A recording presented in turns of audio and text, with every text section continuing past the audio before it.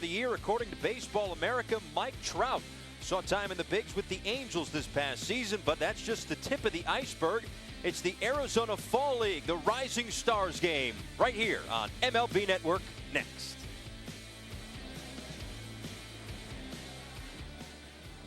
You probably thought baseball was over when the Cardinals won the World Series in 7 games, but you're wrong. There's a lot of great baseball still to be played, especially out here in the desert with the Arizona Fall League. Some of the best prospects in the game are all in one spot, especially tonight with the Rising Stars game. But for those of you that maybe aren't that familiar with the Fall League, what exactly is it? Well, it was something that was started by Major League Baseball in 1992, serving as sort of an off-season graduate school, a finishing school of sorts for some of the top prospects in the game. And Roland Heeman, the architect of the Fall League, he created this whole thing. 6 teams make up the AFL, and we'll see the best of each here tonight. Now, the game day rosters for the regular season in the Fall League, only 15 players are eligible. And, of course, there's the Robinson rule, 11 innings per game, and no games going longer than that. And the DH, well, they use it in every single game. Each team plays a 38-game schedule, but we're only concerned with one tonight as we welcome you inside. Paul Severino here with Dave Valley. We've got a great game coming up tonight. The best prospects in the East Division of the Fall League, the best prospects in the West. This is going to be an awful lot of fun. Well, I'll tell you, we're going to see some of the best prospects in the game of baseball, and that's going to start off with the 2 starting pitchers. You got the big right-hander, Gerrit, the #1 pick in the nation out of UCLA. This guy is a power arm, power slider, great changeup. This is a guy who has the ability to dominate any baseball game. There's a slider right there, just that wipe away, and he's going to be going up toe-to-toe against the #2 pick in the 2011 draft, Danny Hultzen, the left-hander out of University of Virginia, who took his team into the College World Series, was selected by the Seattle Mariners. He is a strike thrower, a guy who has finesse, and he will attack the strike zone. And you take a look at these numbers, a 1.62 ERA for Hultzen and even 3 for Cole. The AFL known more as a hitter's league. And when you talk about hitters, you certainly talk about 2 of the best prospects in the game. Depending on who you ask, they're 1 and 2, Bryce Harper and Mike Trout. Well, you and I were standing behind the batting cage today watching these guys, these young guys swing the baseball bat. There is a certain sound when Bryce Harper hits the baseball. Tremendous power to all fields. Tremendous athlete. You know, I was talking to Mike Rizzo prior to the game today and asked him, where's the window going to be for Bryce Harper? And he said, it might be in right field, moving Jason Worth over to center field, but a very bright future for that young man. And we also saw bits and pieces of Mike Trout with the Halos this season, another good young stud. Minor League Player of the Year. This is a guy that with tremendous speed, he may be the fastest player in the game of baseball. Tremendous speed, good power into the gaps. I was talking to him, his AFL numbers are not looking very strong. And it's my feeling that he's probably getting a little bit tired. He played an entire season in the minor leagues, came up and down, went to instructional league, and then is finishing up here in the Arizona Fall League. And you took a look at the numbers for Bryce Harper. He has certainly been on a tear recently here in the desert. A 13-game hit streak coming into this Rising Stars game. Of course, it's more than just the pitching matchup and the 1 and 2 prospects in baseball. The other side has some good studs, too. There's players all around. And what you're going to see from the other side is you're going to see some tremendous speed. Anthony Gose, this young man had 70 stolen bases this season. He swings it from the left side. He's got good gap power. Tonight, if we get to see a ball into the gap, we're going to get to see him throw those burners on, going all the way into third base. The other guy on the other side is Michael Choice. This young man powered 30 home runs in the Oakland A organization. This is a guy who has a lot of upside and certainly would look good in the middle of that Oakland A lineup with that really lax power. You see he's already got 18 RBIs playing out here in the Arizona Fall League. And when you talk about the Fall League, you talk about guys that are going to make it at the next level. Maybe not everybody, but a lot of these guys are certainly going to hit at the major league level. And you just take a look, we'll talk about it during the game, the amount of players that not only have made the major leagues, but have also become MVPs, won Gold Gloves, All-Stars. So we're going to see a lot of great young talent tonight. Just last year we saw Dustin Ackley. He broke into the big leagues last year. We're going to see a lot of these young players in the big leagues in 2012. And we've got the lineups in the first pitch coming up next. It's the Arizona Fall League Rising Stars game coming up right here on MLB Network.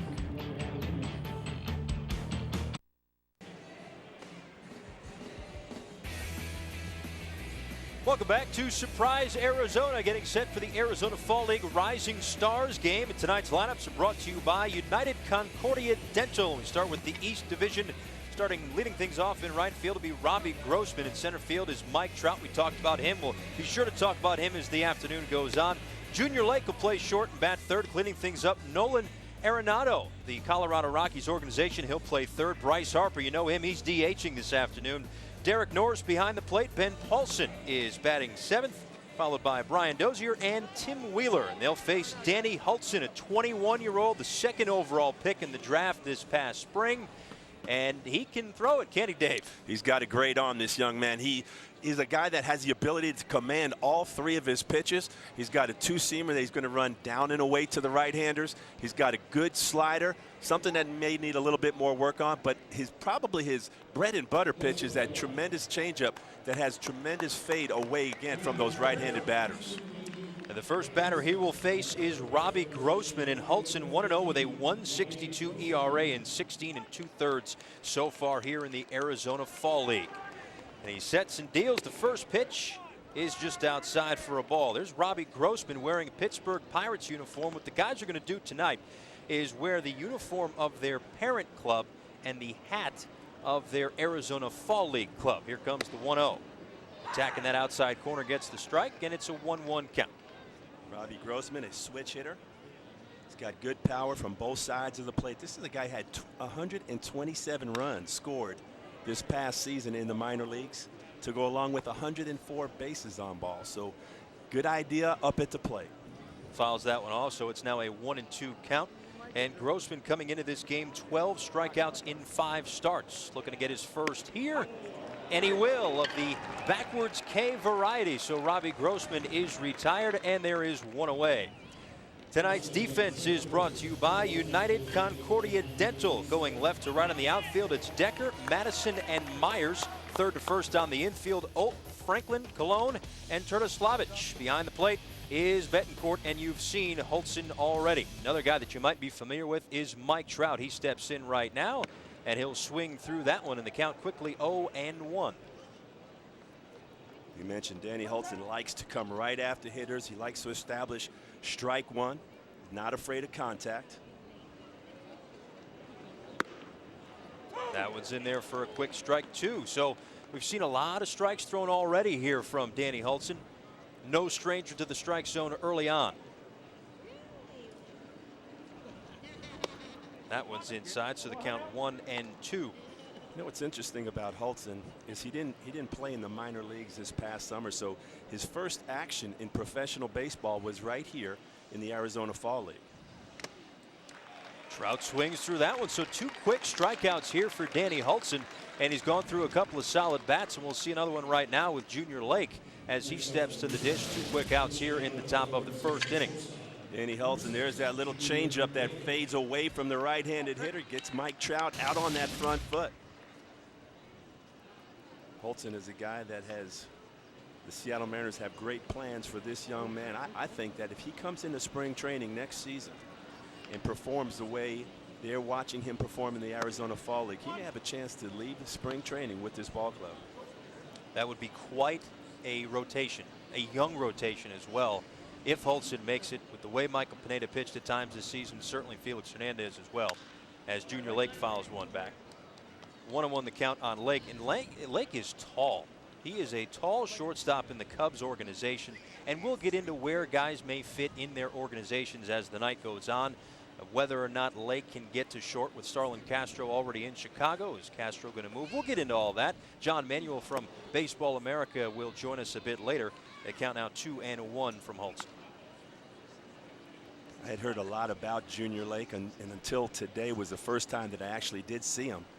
He's from a small town in the Dominican Republic called San Pedro de Macorís, which is affectionately known as the land of the shortstops. I wonder why, as that one's outside, so it's 2-1 to Lake. But you mentioned he is a big man. He stands 6'4". Got great hands up at the plate, and he's really improved offensively. Comes a 3-1. Fouls that one off his ankle. It'll be a full count, 3-2. As you take a look at Junior Lake, a great arm, and may not have classic actions, as they call it, for a shortstop. It's sort of that tall frame, that Derek Jeter or Alex Rodriguez type tall guy. Maybe not like a Starlin Castro, obviously in the Cubs organization, who's a little bit shorter. And Lake seems to be banged up, and he's pointing to his ankle, I believe. That one got him good. It looked like it got him right on the instep of that left foot. Ooh. Maybe right on the knob of your ankle bone. I don't think he got any shoe on that one at all. He's going to feel that one tomorrow morning. He's feeling it right now, though, that's for sure. See if he has a shin guard next time he comes up to the plate. Well, they are taking their time with Lake, and he's just hobbling around. Not something that you want to see in a game like this, because it's something of a showcase, and you want these guys to be as healthy as possible so they can showcase their skills for the representatives from their parent organization that are in-house. You know, Paul, you brought up an interesting point. Because of his height and his size, sometimes it takes a little bit longer for those guys to kind of get into their rhythm out there in the field. Think of a young Alfonso Soriano coming up through the minor league, struggling a little bit out on the field, but the bat plays. And this young man's bat is just starting to take hold here in the minor leagues. .315 average, 5 home runs and 16 RBIs in 21 games here in the fall league. Full count pitch is in there for a called strike 3. So how about that? Danny Hultzen, nice to see you. 3 strikeouts, 2 of them looking in the top half of the first inning. And when we come back, it'll be the bottom of the first, and Gerrit Cole will pitch. We'll be right back. And welcome back as you take a look at the West Division Rising Stars. Their starting lineup. They are brought to you by United Concordia Dental. Leading things off in center field will be Kevin Madison. Nick Franklin's at short. Will Myers in right. Mike Olt, a big, powerful third baseman. He'll be hitting 4th. Michael Choice is the DH. Joe Turdoslavich is at first base. Batting 7th is Jeff Decker in left. Christian Betancourt behind the plate, batting 8th, and batting 9th, Christian Colon at second base. And they will face Gerrit Cole, the #1 overall pick in the draft this past June by the Pittsburgh Pirates. 21, 6'4", and a 220-pound frame. And he can bring it. Easy to see why he could end up being the #1 pick in the nation. Oh, man. Power arm, big body, great competitor. And you'd be shocked to hear this. Guys don't look forward to facing him. I actually was taking a poll today during batting practice and asking the opposing hitters what they thought of him, and a lot of respect for this young man already. His first pitch fouled straight back off the bat of Kevin Madison, and you can see that mustache from up here. It's actually got a story behind it. I guess he came into spring training with a longer mustache, kind of looked a little bit like John Axford with the Brewers, trimmed it up, and it came back nice and full. So that's good. Yeah. Kevin Madison, ladies and gentlemen. But good for him. I guess he was waxing it up kind of like Raleigh Fingers and stuff. Wow. He started to play with it a little bit. Exactly. That's all not in the scouting report. What is just how fast he is as he takes that one upstairs. 2-1, the count to Madison. But yeah, quick. We've seen that a lot on both sides. A lot of guys that can really run. Madison finished with 16 home runs this season in the minor leagues. Takes that one on the inside part of the plate, and the count is evened up at 2-2. He's also one of the older players here in the Arizona Fall League at 26. Here comes the 2-2 from Cole. Foul off, and Madison stays alive. Gerrit Cole this season in the Arizona Fall League has hit the 3-digit number a number of times. We mentioned he has a power fastball. He also has a little cutter that he'll throw about 95, 96 miles an hour. Big curveball, slider, and a changeup. And once again, the 2-2. That one is through the hole on the right side for a base hit. You can see Madison's speed as he's going to try and stretch this one into a double, and he will.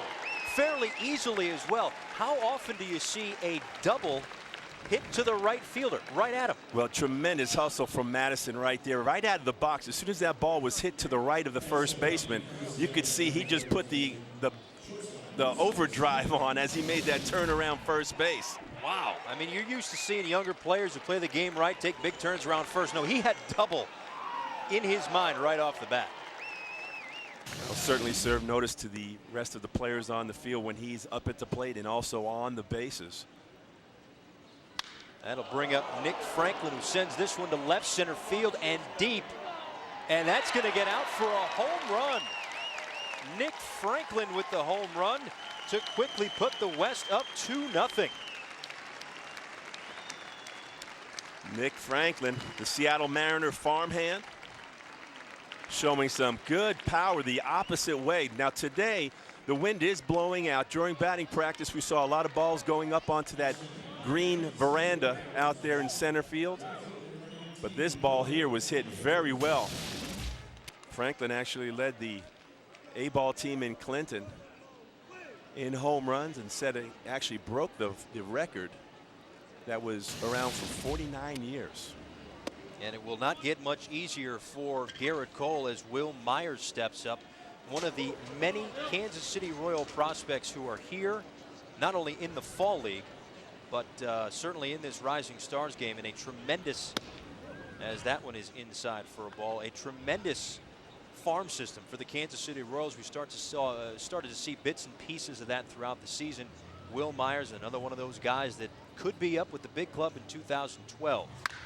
This one is a high chopper behind the bag at second base. Lake across the diamond, and that one's going to get past the first baseman, Ben Paulson, and into the dugout. So Gerrit Cole having an awful lot of trouble here in this first inning, still yet to record an out. As Lake, a good effort to get to that ball behind second base, but the throw was off the mark, and it will be an E6. Well, this is one of those plays as a young shortstop. You start to recognize when you should hold the ball and when you should throw it. This is certainly a time when Junior Lake should have just put that ball in his back pocket. Yesterday, Myers was 5 for 5 with a triple, 2 RBIs, 3 runs. That was yesterday. He had himself a very big day. We saw this guy right here, Mike Olt, already down in the count 0-1, but in batting practice, this kid can hit.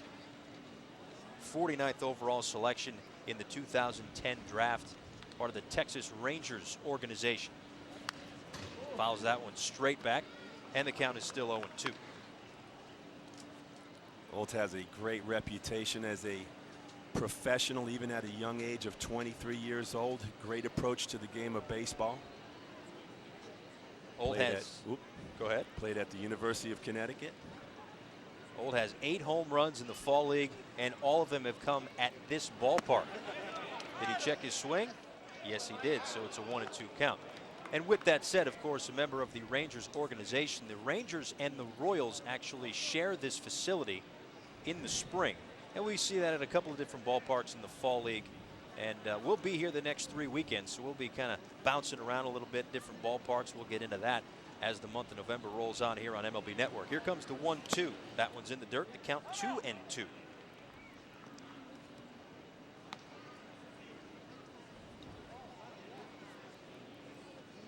Texas Ranger organization has really developed some good power hitting prospects. You've seen Nelson Cruz arrive on the scene in Texas, who had a big impact on that Texas Ranger ball club this season. Safe to say, yeah. Swings through that one, and that is a strikeout. So the first out of the inning for Gerrit Cole. And as we take a look at the defense, it's brought to you by United Concordia Dental. Wheeler, Trout, Grossman, left to right of the outfield. Arenado, Lake, Dozier, and Paulson, third to first on the infield. Norris behind the plate, and Cole on the mound. Getting a little pep talk from his third baseman, Arenado. And now that'll bring up Michael Choice, the guy that we talked about in the open. Another one of these power-hitting studs that are here in this Rising Stars game. And he's up in an RBI situation with a man on second and 1 out. Michael Choice has 6 home runs down here in Arizona, go along with 18 RBIs. Very quick bat, short, compact, but packs a lot of punch. Just 21 years old, 6 foot, 215, but a solid frame. Again, part of the A's organization, a .311 average with 6 homers and 18 RBIs in the Fall League thus far. Here comes the 0-1 from Cole. That one's outside, 1-1. You know, just watching him in the batter's box, his frame, his stance reminds me a lot of Ron Gant, former All-Star for the Atlanta Braves. Played a little bit for the A's as well. Friend of the network, of course. Gotta give him some props for that, right? That one is low, and the count is now 2-1. So Cole's struggling a little bit. Yeah, we're seeing a little difference. You know, we saw Danny Hultzen really command the strike zone. Right now, Cole is struggling throwing his fastball for a strike. And nearly all of the breaking balls that he has thrown have been out of the strike zone as well. Myers hopping off of second base, and that one in the dirt as well. So it's a 3-1 count now to Michael Choice.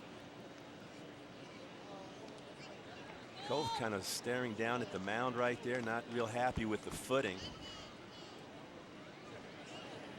Last couple of pitches, we've seen him fall off towards the first base side of the mound after releasing the baseball. The 3-1 is outside for a ball, and that is a walk. So it'll be first and second and just one out. The first walk issued. So far for Cole, 20 pitches and 10 strikes. The inning started. Kevin Madison with what looked like a very simple, innocent base hit through the right side into right field, but he turned on the Jets, turned that into a double. The next batter was Nick Franklin, who hit a 2-run home run. That's how the West has their 2 runs. And then Will Myers reached on an infield single and advanced to second on an E6. Then a strikeout of Mike Olton, and now Michael Choice is on via the walk. That was Dan Carlson, the pitching coach for the Eastern Division Rising Stars team, going out there to try to get Gerrit Cole to settle down.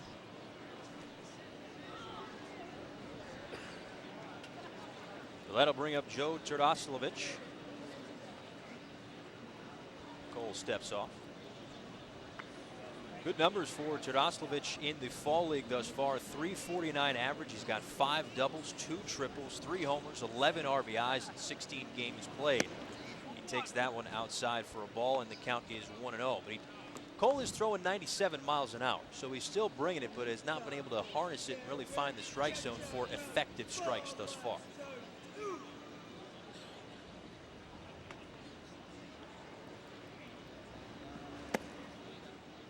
Again outside, so the count now 2-0.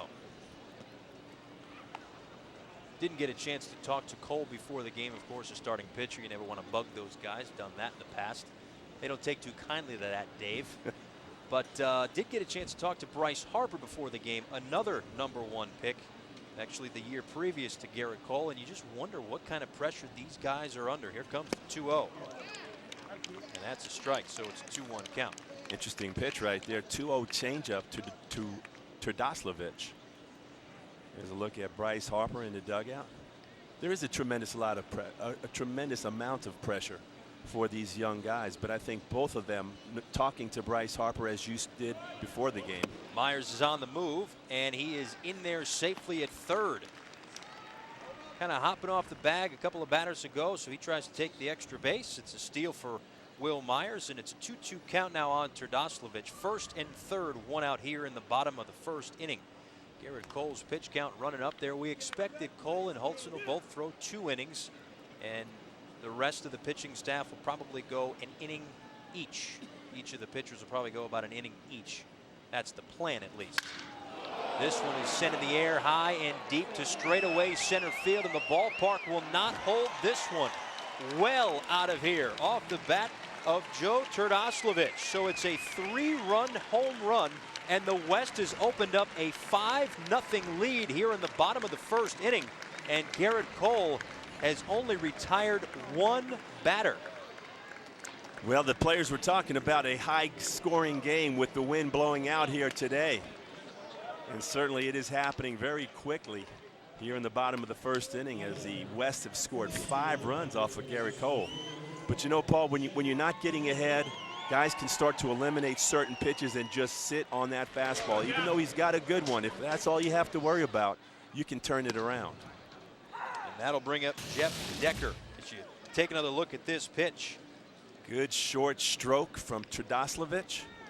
And I don't think he had any question in his mind that that ball was going to get out there onto the grassy knoll in center field. Decker swings through that one, and the count quickly 0-2. Decker, the 42nd overall pick in the 2008 draft.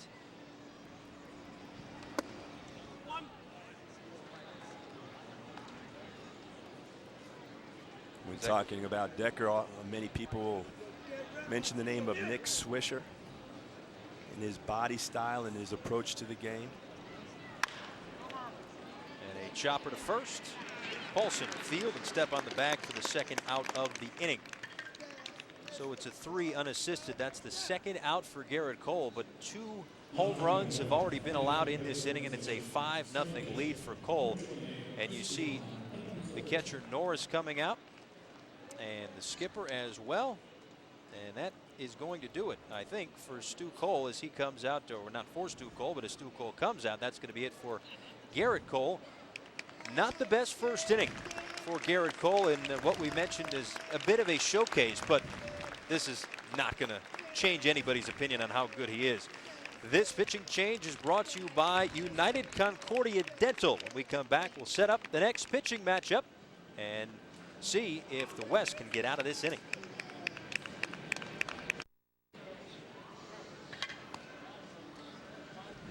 And welcome back to Surprise Arizona, the Arizona Fall League Rising Stars game. Paul Severino here with Dave Valley. And it was supposed to be a very good pitching matchup. The number 1 and number 2 pick in the country in the draft in June, but Gerrit Cole has not fared well thus far. He is out of the game after just 2/3 of an inning, and in comes Steve Ames, 23-year-old, 6'1", 205-pound, 17th round selection in the 2009 draft, a part of the Dodgers organization, and he will face Christian Betancourt with the bases empty here in the bottom of the first inning. Yeah, that's right, 5-0, 2 home runs off the arm of Gerrit Cole. A 2-run home run by Nick Franklin and a 3-run home run by Joe Trdoslavich. This one is fouled off down the right field line, so the count is quickly 0-2. And for Gerrit Cole, you've got to think that he's sitting in that dugout asking himself, what just happened? That was a very quick and short outing for the big right-hander. Swing and a miss. So Ames doing what he's been doing his entire career, 164 strikeouts to just 22 walks, and he gets the K to end the inning. But here you go. Nick Franklin's home run made it 2-0, and then Joe Trdoslavich made it 5-0. That's where we stand after 1. We're coming right back.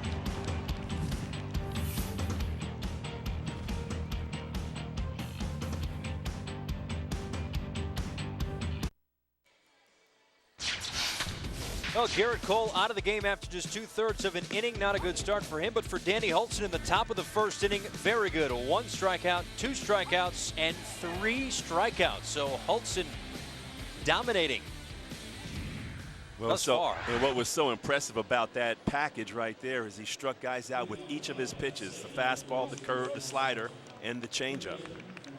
So he'll face Nolan Arenado, Bryce Harper, and Derek Norris here in the top half of the second inning. It's a 5-0 lead for the West squad, but still 24 outs to try to get even with this one. And Arenado lines this one down the right field line, just foul, so it's quickly 0-1.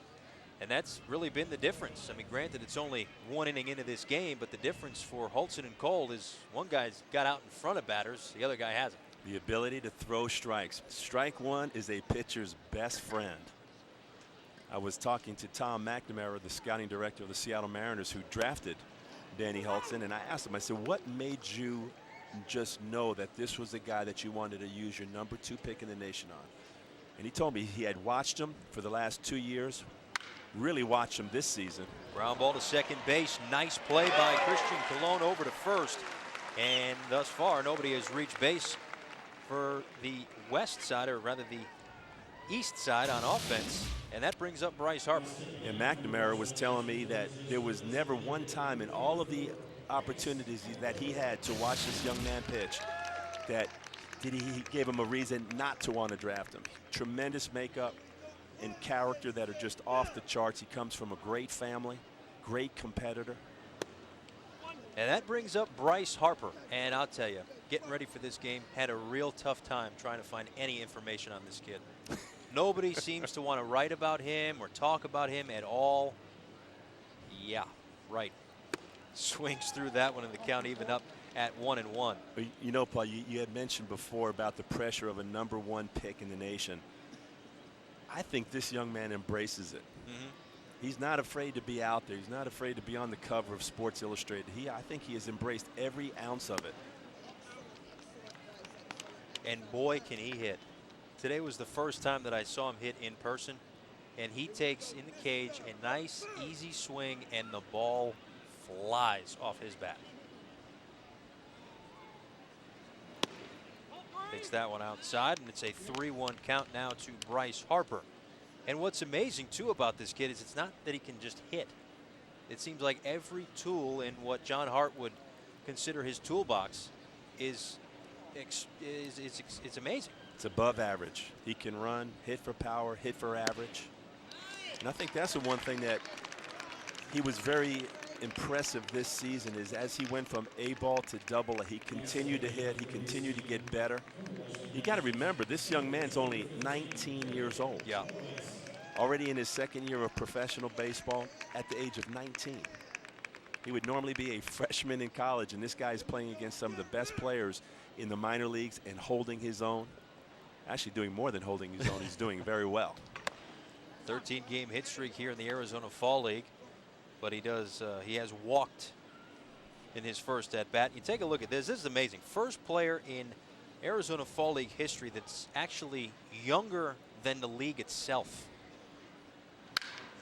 And now this one off the bat of Norris, hit in the air to deep left field, back at the wall, and making the catch is Kevin Madison, and Harper will have to retreat to first base. But I tell you, Derek Norris got an awful lot of that one right at the 400-foot mark, just to the left of straightaway center field. Derek Morris, the catcher for the Washington National Organization, had 20 home runs this season, so he's got some power in that bat. But a nice play by Madison and sticking with it all the way to the base of the wall. Which mustache is better? That's what I want to know. Madison's or Harper's? Well, it depends if you like mustaches. Back to the game. Here we go. As this is Paulson grounding to second base and over to first for the out. So another pretty easy inning for Danny Hultzen, just the walk, but he works around it. And after an inning and a half, it's 5-0 West.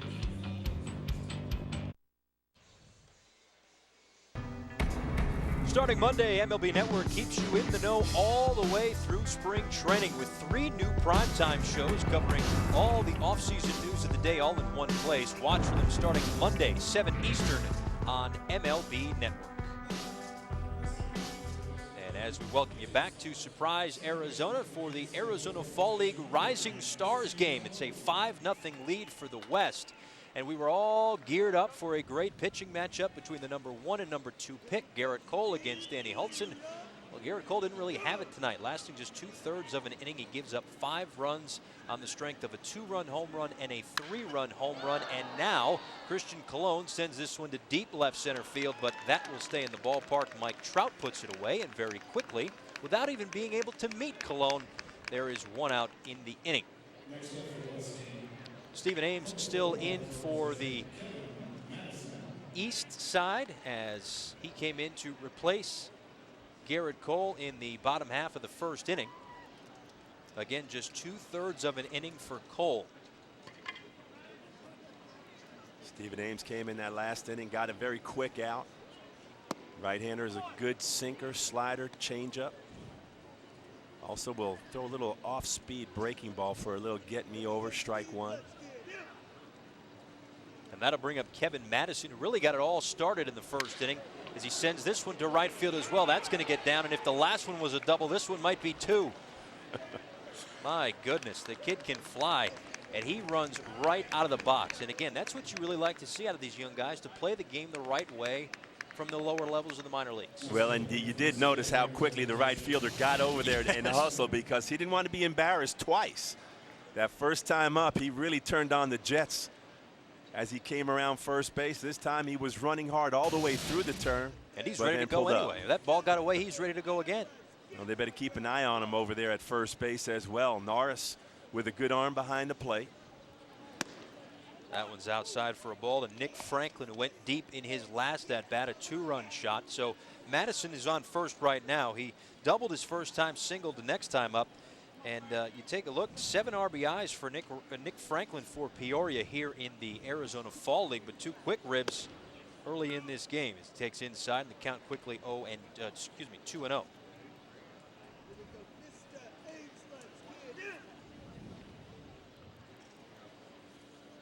Nick Franklin, a very polished defender at shortstop. And could, in the next year, 2 years, whenever it may be, could make up a nice middle of the infield for the Seattle Mariners. Of course, Dustin Ackley, who was the MVP of the Fall League last year, spent some time with the M's this year. So with him at second and Franklin at short, this one's lined hard to first base, but it gets past the dive of Paulson. Madison easily into third base. Takes a big turn around third, but he'll stay put. And into second with the double is Nick Franklin. So again, the top part of the order for the West squad is getting to the pitching staff of the East with a single and a double with 1 out here in the bottom of the second inning.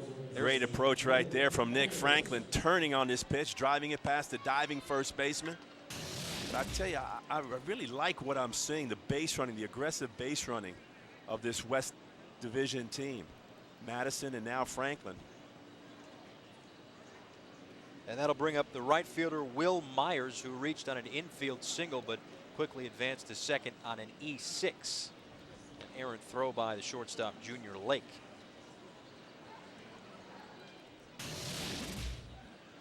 Take a look right here. You see Madison just gets off, puts his head down. He knows he's got a chance to possibly score. Runs all the way hard through third base until he's held up there. But I like seeing that aggressive action that forces the defense to make a play. Ames deals inside, the count 1-0. The infield for the East is playing even with the bags. Maybe a little deeper at short for Lake. Second and third, 1 out, bottom of the second inning. Will Myers takes a strike, the count even up at 1-1. And again, we'll get into this with the editor-in-chief of Baseball America, John Manuel, when he joins us in the next inning. But the Kansas City Royals, speaking of Will Myers in the box right now, that farm system is certainly stacked. Myers, one of those big pieces of what could be a very promising future for the Royals. Couldn't check his swing there. The count is 1-2. Will Myers got tremendous bat speed. About 6'4". You start looking at some of the prospects, as you mentioned, that the Kansas City Royals have put together over the last 3 or 4 years. They've really gone after some good athletes with good power. And Myers' name has been in some trade talks, perhaps with the Atlanta Braves. If the Royals are going to bring in, who knows, Jair Jurgens and Martin Prado, as this one is fouled back down the left field line. But you got to imagine that that just gets us into the conversation, really. But for these prospects, how hard is that to deal with these trade rumors? Am I going to stay with this organization and be a part of the future, or am I just going to be a trade chip? You know, until that trade actually happens, I think a lot of the young players don't really concern themselves with it. But I think once the trade does happen, there's 2 feelings as a player. When you get traded, it's like, you don't want me anymore? But then you get to your new team and you realize that someone else wanted you more than your other team. But it is a transition, because when you're drafted by a team, you kind of always, your heart is always with that initial team that drafted you. It'll be a 2-2 to Myers. Off the end of the bat, sends it to first. Paulson comes home. Nice slide there by Madison, but he is tagged out. So a nice play by Paulson to not rush the throw, but just come home, make an accurate throw, and get the out to cut down the runner. And it remains a 5-0 game. Paulson knew he had plenty of time, a little one-hopper right to him. Norris was given plenty of time to be able to set up in front of the plate, Put that left leg right there and forcing Madison to the outside and then applying the tag. Oftentimes you'll see that firstman rush, but because that ball came to him on one good hop, easy to handle, nice play by the catcher. And that'll bring up Mike Trout, who struck out in his first plate appearance. Now, you were a catcher. There's a right way and a wrong way to block home plate, right? That was the right way. I like having that left leg on the foul line on the corner of the plate. That gives us a runner the opportunity to slide towards home plate. If you completely block it, then you're forcing them to run you over. That was certainly a big topic of discussion this summer. Of course, Buster Posey in San Francisco. And I know you were at the studio right around that time when we talked about it then, and it never really went away all summer long as Trout sends this one, and that will get through the right side. So a run will score, and moving to third is Myers. The throw to third, and now back over to first, and Trout will stay put. But another run comes home, and the West squad opens up a 6-0 lead here on the East, and we're just in the bottom of the second inning. Good approach right there by Trout. Going with the pitch. Ames tried to paint that outside corner. He just slaps it into right field. Trout with that great approach right there. That's a tough pitch just on the outside corner, but hits it just hard enough to get it past the diving second baseman, Dozier. And Trout, no stranger to the RBI situation. He shares the lead with 30 ribs so far in Arizona Fall League play, sharing that lead with Nolan Arenado, who is currently at third base right now, or playing third base, I should say. That brings up Michael Choice, who's already down on the count 0-1. Choice in his first at bat drew a walk and then ended up scoring on a 3-run home run. As he pops this one up, foul territory, right side, and will Paulson have room? He did have room, just didn't know how much.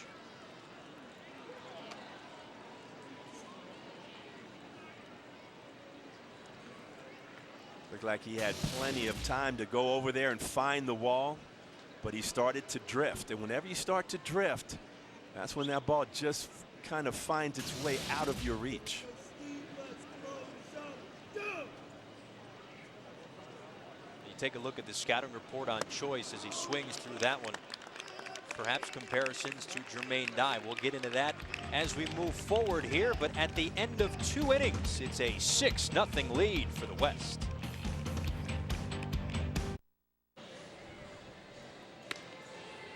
And welcome back to the Arizona Fall League Rising Stars game. Nathan Adcock in the game for the West squad as he is in to replace Danny Hultzen, who really did a number on the East squad in his 2 innings of work. You take a look, Adcock, 23 years old, 6'5", 220, saw some time with the Kansas City Royals this season, in parts of this season, up at the major league level. But here in the Rising Stars game, and again, another Kansas City Royal. As you take a look, a beautiful night here in Surprise, Arizona. Even better if you're playing for the West team tonight, as this one is fouled down the right field line, and it is 0-1 to Brian Dozier, the second baseman for the East squad. Adcock, a big right-hander, 6 feet 5 inches.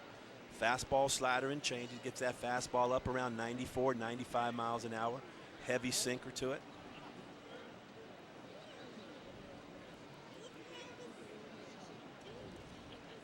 Comes the 0-1. Hit in the air to left center field and hit well. Hit very well. That one's going to get out for a home run. So welcome to the game, Nate Adcock, as Dozier goes deep to left center field for the home run, a solo shot, and that will put the East on the board. It is now a 6-1 ball game. Ball seems to be carrying out to left center field tonight. You better believe it. Those flags are still blowing pretty firmly right out towards the left center field gap. But Dozier put a nice short stroke on this fastball from Adcock. No question about it. Short stroke to the ball and a short finish. But that ball ended up going a long way. Yeah, yes, it did. As Adcock settles in to face Tim Wheeler inside, and the count 1-0.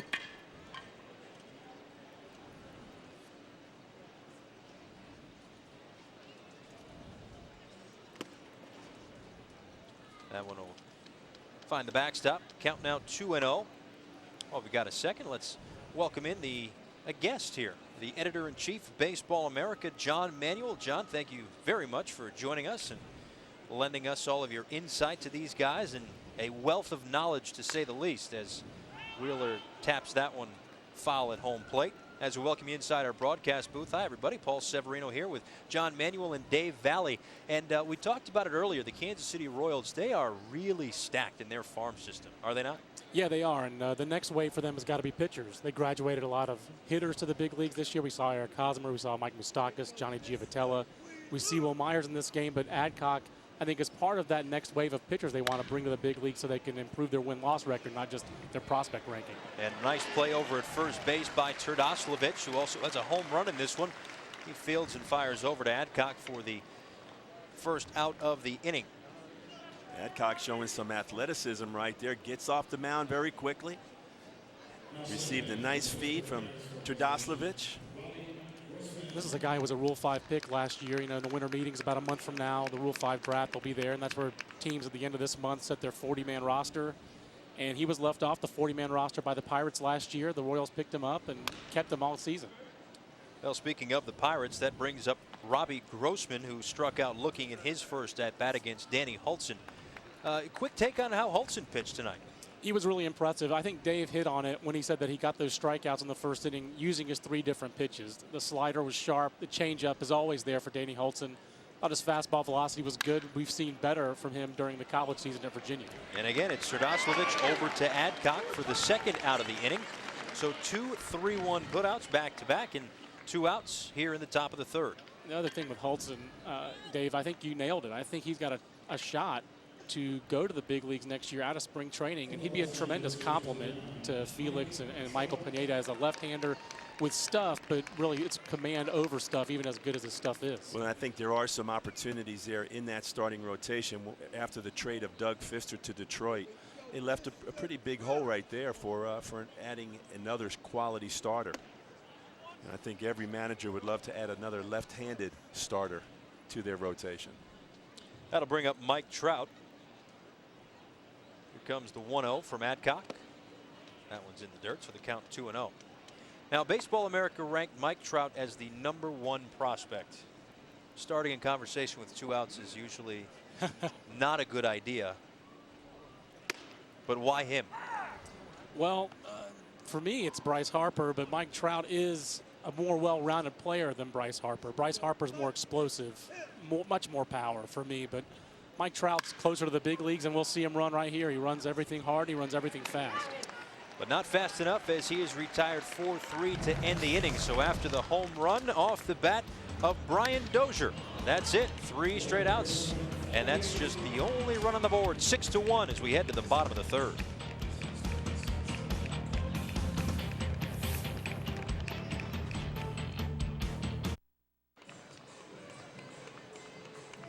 And we welcome you back to the Arizona Fall League Rising Stars game. In to pitch for the East now is Charles Brewer, 23 years old, a 12th round selection in the 2009 draft for the Arizona Diamondbacks. The 3rd pitcher of the evening for the East, as it started with Gerrit Cole, then moved on to Steve Ames, and now Charles Brewer, a local kid, John. Yeah, went to Chaparral High School. A couple big leaguers who played there. Ike Davis went there, and then also Paul Konerko.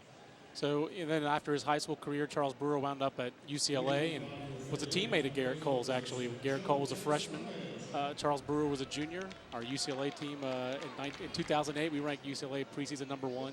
It didn't quite work out. I've always kind of held that against Charles Brewer. He didn't have a great year that year, but I'll drop it tonight if he pitches well.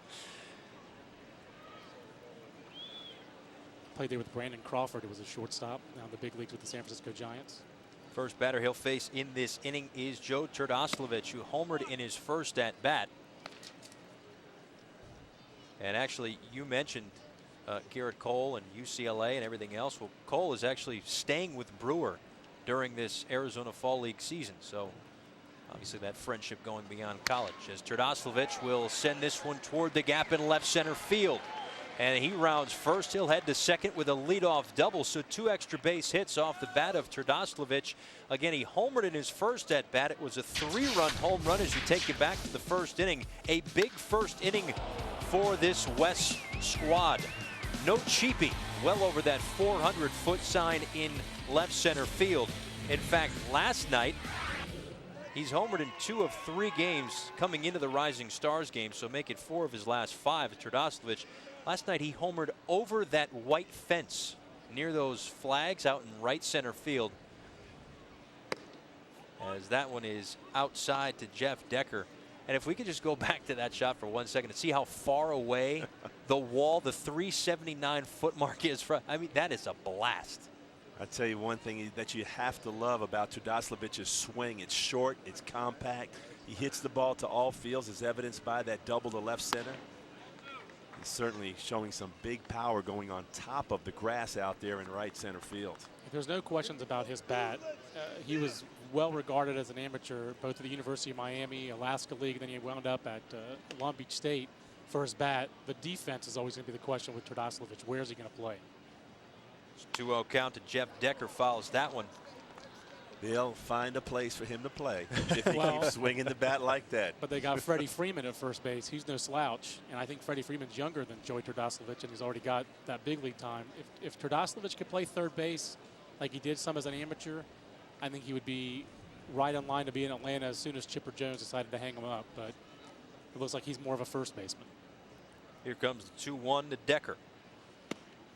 Outside 3-1, and that's a good discussion to get into when you talk about all of these prospects. Is okay, they're good now, and maybe they'll be good at the major league level, but you have to look at who's in front of them, who's blocking them. I mean, for the longest time, any shortstop in the Yankees organization had no shot, and that's sort of the same in different aspects here. As again, Decker fouls this one straight back. Talking about Turdoslevich, he's just one example, but there's a whole host of guys here who may be blocked, or maybe have to move to a different position, or maybe move somebody else to a different position. It's amazing to think about. And that's the thing, that it's important for a young player to not get focused on who's in front of you. You go out, do your thing, do what you do best, put your numbers up, and not really worry about what team you get to the big leagues with. Because I think nowadays, with the different trades that we see every single season, they're trading numbers of young players for a veteran outfielder or a veteran pitcher. So the team that you're drafted by does not necessarily mean it's the team that you're going to get to the big leagues with. Yeah, every July you see those guys at the trade deadline. That's where prospects seem like they matter the most, is at that trade deadline. Here comes the 3-2. Decker sends it high. Looks like it's going to stay in fair territory, as Dozier will put this one away for the first out of the inning. And you talk about getting to the major leagues with the team that drafted you, and perhaps for Gerrit Cole, it's a good thing that he got drafted by the Pirates. Tonight's start aside, of course. Yeah, I mean, I don't think it hurts to go to an organization that has some big league pitching. They certainly in the first half pitched better this year, Paul. But I don't. They were stocking up on pitching, and that's really, I think, Neil Huntington's plan in Pittsburgh is for them to stockpile high ceiling pitchers, and it's not an original idea. But last year in the 2010 draft, Jameson Taillon was the second overall selection by the Pirates. Christian Betancourt sends this one into center field, hit hard, and Turdoslevich had to hold up for a second, but he rounds third, and he's coming home, and he will score. So one member of the Braves organization drives in another to stretch it to a 7-1 lead for the West. That ball was stung by Christian Betancourt. A lot of players here have some double-A time. We've seen some guys with some big league time. Betancourt hasn't been out of A-ball. You look pretty comfortable in the batter's box there, Dave. He's got a nice swing. He showed some good power during batting practice, taking that bat head to the ball. Also got some good tools. I know there's been some issues with his makeup, but those are the things that young catchers are always fighting through, being able to separate their offense from their defense. That's what A-ball is for, to grow up a little bit, learn the game, and do it out of the bright lights. You're doing it in the lights of Rome, not in Atlanta. Christian Colon took a ball on the inside part of the plate for a strike, and that one is a breaking ball for ball 1. So it's 1-1 to Colon. Where does Colon stand in the Royals organization? Well, it's going to be tough for him because he didn't have a great season this year, and Johnny Giavotella did, and beat him to the big leagues at second base as he takes a strike. And, in college, Christian played shortstop at Cal State Fullerton, and scouts always said that his tools were a little short for shortstop. They just didn't quite have range to be a big league shortstop. So now he's moved to second. There's a little bit more offense that's expected at that spot, and he's stacked up behind Giovitella. Sends this one into right field for a base hit. So it'll be first and second. And just one out here in the bottom of the third. The West cruising with a 7-1 lead. They have had no problems connecting off these East arms thus far in this game. That was a nice example of what Cologne can do. He's got a nice, quiet approach at the plate. He was always considered advanced as a hitter back in high school. And then you see here he takes that outside pitch and steers it into right field and with some hard contact. So he can handle the bat. He does have offensive upside, but he did struggle a little bit in his first pro season this year. That'll bring up Kevin Madison, who's 2 for 2 on the night. Takes a breaking ball in there for a called strike, and it's 0-1. This guy's been impressive tonight. Yeah, to say the least. His first hit looked like I said before, an innocent base hit through the right side. Okay, ho-hum, whatever. He's motoring into second base with a leadoff double. That opens up the floodgates, really, to a 5-run first inning. And now he sends this one the other way into left field. It's going to hang up. Tim Wheeler there for the catch and the quick throw into second base, but Betancourt is back safely, so that's the second out of the inning. So they finally found a way to get Madison out. Even that ball was hard hit. You know, our scouting reports have him as a 70 runner on the 20 to 80 scouting scale, but that's an 80 mustache. I mean, they didn't grade out his mustache, but. Well, if that's an 80, what's Harper's? More Harper's of a 70? No, that's like a 40 mustache. Oh, wow. That's a below average. That might be the only mustache. thing he gets marked under 60, right? I think you're right. He's really upset. He just left the dugout. That's it. And Franklin will send this one down the left field line, and it is going to bounce off the wall. So one run's going to score, another run will come home, and Franklin's had himself a very big night with the home run, the double, and now another double to drive in 2. So he is 3 for 3, and it's a 9-1 lead for the West. Wow, Franklin, with all this talk of Trout and Harper coming in, Franklin has impressed in his first 3 at-bats. He's got power the opposite way for a shortstop. He drove that ball out of the ballpark earlier in the game. This time he hits it at the base of the wall out there in left field, right at the 350 mark. When you have that type of approach, it just makes it that much more difficult for a pitcher or a catcher to formulate some type of game plan to get you out. You know, we saw Nick Franklin. You talked about his A-ball season last year where he set a Clinton record with the home runs. And this year he really struggled. He had mono, and he looks like he's fully back. I mean, that's a pretty stroke. The ability to pull the ball with authority, hit the opposite field with authority, take that low and inside pitch from Gerrit Cole in the first inning and go oppo taco with it. He's really putting on a display. And I think the other only real question for him is how well will he play shortstop at the big league level? But if you hit like this, it's a sliding scale. You don't have to defend as well if you hit like that. That'll bring up Will Myers. And he takes a breaking ball in there for a called strike. 0-1. Quickly on Franklin, 3 extra base hits tonight. He had only 3 in 65 at-bats coming in. Isn't that amazing? Very impressive. Ready when the spotlight is on. Franklin, another one of the #1 picks that are playing in tonight's ball game. He was the Mariners' #1 pick in 2009. Myers lines that one to short off the glove of Junior Lake, and that tells you how hard that ball was hit. It rolls all the way to the warning track. And Franklin comes in to score. Myers into second.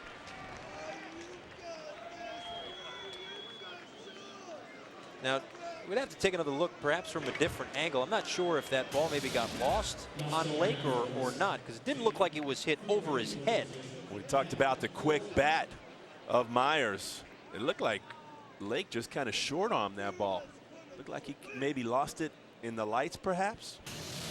Lights or shirts or Yeah, there is a funny reaction right there as that ball started to get closer to him. Yeah, just looking from our spot here in the press box, there's a little ribbon board just above the first base dugout. I don't know if that what it was, but the lights are seemingly a bit higher than that ball was hit. But whatever the case may be, Myers into second, and it's a 10-1 lead for the West as Mike Olt steps in, and he's got a 2-0 count on him.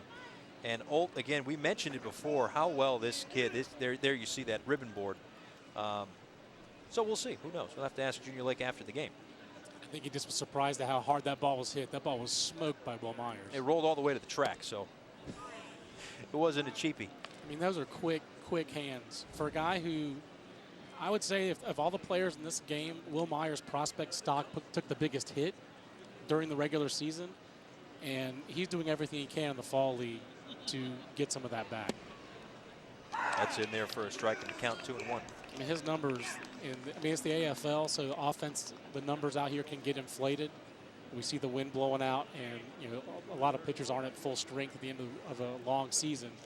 But he has dominated this level with power, with more walks and strikeouts. And you see the quick hands, and he just has some thunder in his wrists and his hands, Dave. I mean, he had an easy batting practice and probably was as impressive as anyone at BP other than Bryce Harper.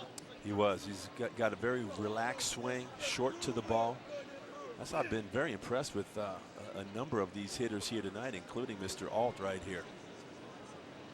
It's like their approach, very quiet up at the plate. Payoff pitch. Sounds like a broken bat to short. Lake Fields throws, and they got him. But that's the end of a 4-run inning. 5 in the first, 1 in the second, 4 more here in the third, and it's 10-1. We'll be right back.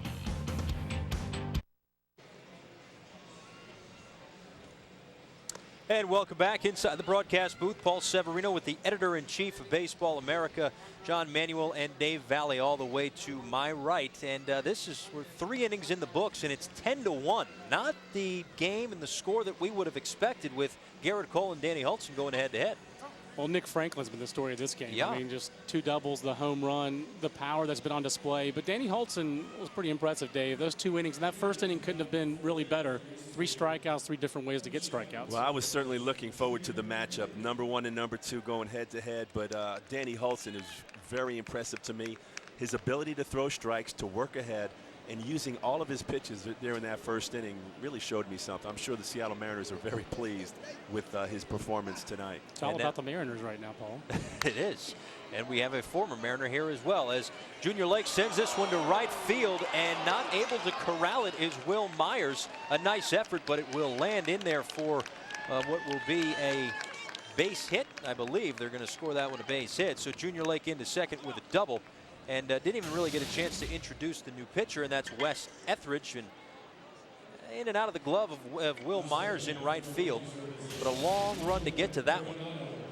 Well, this is the first full year for Will Myers as a catcher. I mean, as a right fielder. He was a catcher as an amateur, catcher in his first year in pro ball in 2010. So we'll cut him some slack right there. I'm cutting him a little more slack than our producer is, but that's okay. Chris Pfeiffer can say it was got to make that catch. That's a tough play out there, Chris. So. But a nice effort by Will Myers, but I think the position is going to be a question for him in the future. Jeff Francoeur, that outfield in Kansas City looks pretty good after the 2011 season. You've actually just been kicked off the broadcast, John. Thank you very much.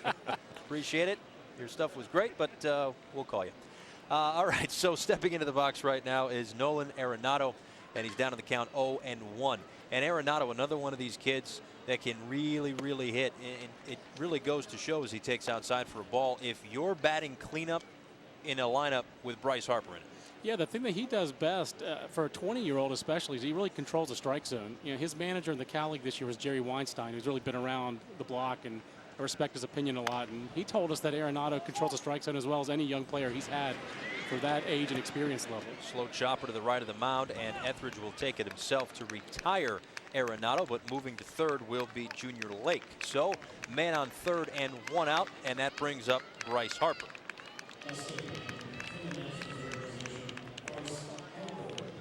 We want to see Bryce swing the bat this time. I mean, he had a good at bat last time against Danny Hultzen and worked a 5-pitch walk, but we didn't come here to watch him walk. No, we came here to watch him swing the bat. No, not at all. And swing the bat, he certainly has a 13-game hit streak coming into play in Arizona Fall League action so far, and he is a pleasure to watch. Again, for me, the first time to see him in person, and early on, he certainly lived up to the hype. And you take a look at this scouting report, power. Is he the most exciting player? Who knows? Some swing and miss, but there's a swing and miss right there, in fact, and the count is now 0-2. But we'll ask you the same question that was up on that board. Is he the most exciting player? I think he is, because there's nothing more exciting. I mean, chicks dig the long ball, so do I, so do scouts. There's nothing better than a guy losing a ball 450 feet, and this guy is a threat to do it every time. Sends this one in the air to left field. The ballpark will hold this one, but Lake will tag from third. Here comes the throw, and it's going to be an RBI as Lake scores easily. So Harper gets the job done with a sacrifice fly to trim it to a 10-2 deficit for the East. He swung the bat, didn't get all of it though. Well, we understand that he has hit some tape measure shots during the Arizona Fall League here. I think he's hit 5 home runs in his last 6 ball games. Yeah, 5 in his last 7, and he hit one out by the batter's eye at one of the games earlier this week. And even there, you could just see his strength. He was fooled on that pitch. I think a pretty nice job by Wes Etheridge there. He was inside with the first fastball on the inside corner, pitched inside, and then got him out away, which I think is the way you have to pitch to Harper. But even there, his strength was evident off the end of the bat, but still hit it deep enough to score the run. That brings up Derek Norris. A couple of home runs and 11 RBIs in Arizona Fall League play thus far, and it's a 2-0 count on him right now. And again, another one of those guys where you wonder if there's going to be a spot at the major league level for a catcher like Derek Norris. Yeah, if he hits the way that scouts think he can, he draws a lot of walks. He hit 20 home runs in Double-A this year. Probably had the best 210 season of any minor leaguer because he did have a pretty high on-base percentage. But there's still some swing and miss there. And then Wilson Ramos kind of ensconced himself in D.C. as the everyday catcher. And Dave, you were a catcher and you're nodding your head. Wilson Ramos is pretty impressive. Wilson Ramos might be the best young catcher in the game of baseball right now. He's got a tremendous arm. He really has a maturity behind the plate, even though he's only 23 years old, of handling a pitching staff. Again, talking to Mike Rizzo before the ball game, he was really singing the praises of Ramos and the future that he has there with that organization. All the Twins fans are cringing because they traded Ramos for Matt Capps. And, with the injury that Joe Mauer had this year, and they played Drew Butera behind the plate. And really nice catch and throw guy, but a guy didn't really bring a lot offensively. They really missed Wilson Ramos this season. That brings up Ben Paulson. That was a shot of a Twins fan. Yeah. We're quick here. That's what we do. Down the left field line, and a very nice diving, sliding catch in left field by Jeff Decker. And that's going to end the inning. 1 run comes in on the sacrifice fly by Bryce Harper. And through 3.5, it's a 10-2 lead for the West. Nice grab to end it. We'll be right back.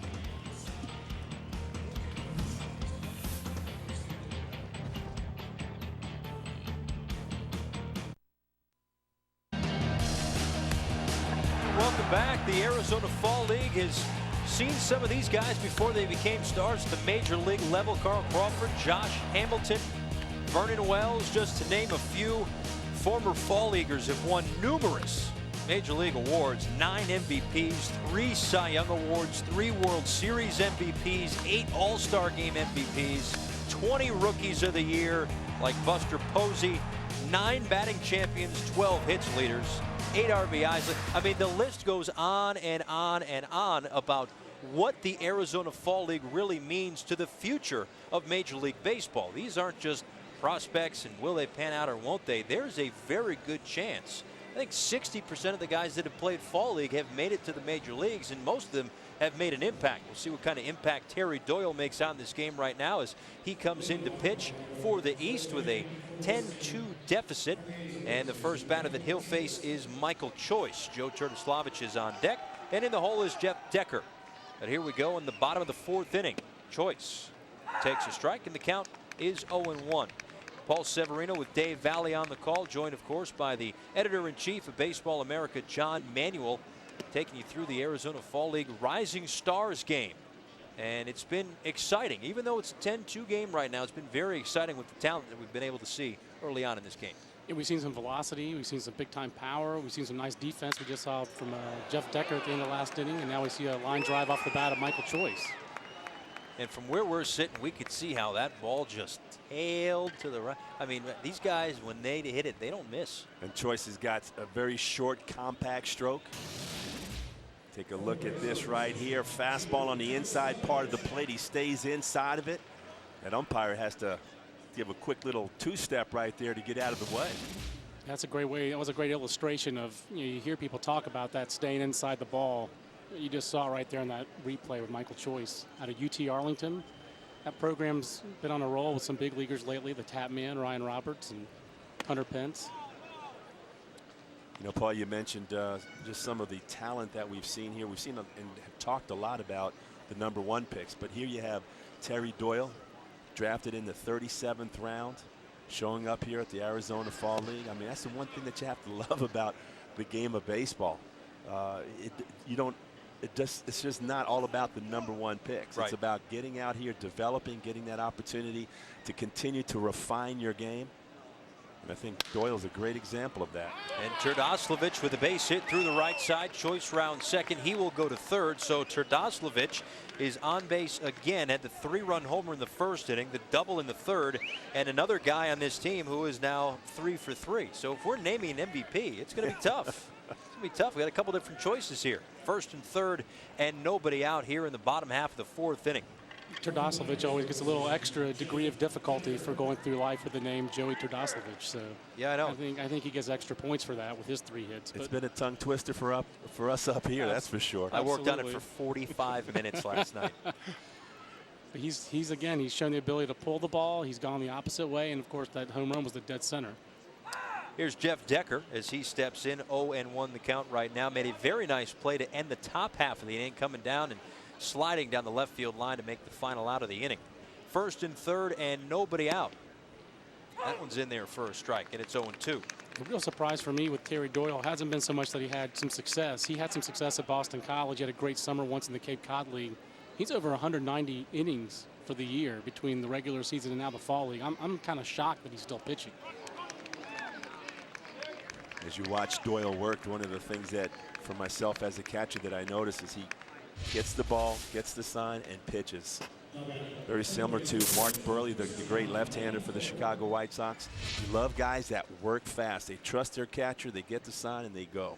Yeah, he definitely has good tempo, and he's always been a 4-pitch guy. He's not going to have one that overwhelms you, but he throws a lot of strikes and pounds the strike zone, and that's going to have to be his plan going forward in the big leagues. But if you have some arm strength and some ability, Don Cooper seems like he gets the best out of those guys in the big leagues with the White Sox.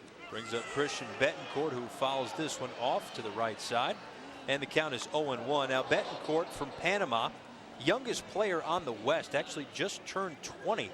And he credits Carlos Lee as a big influence on him.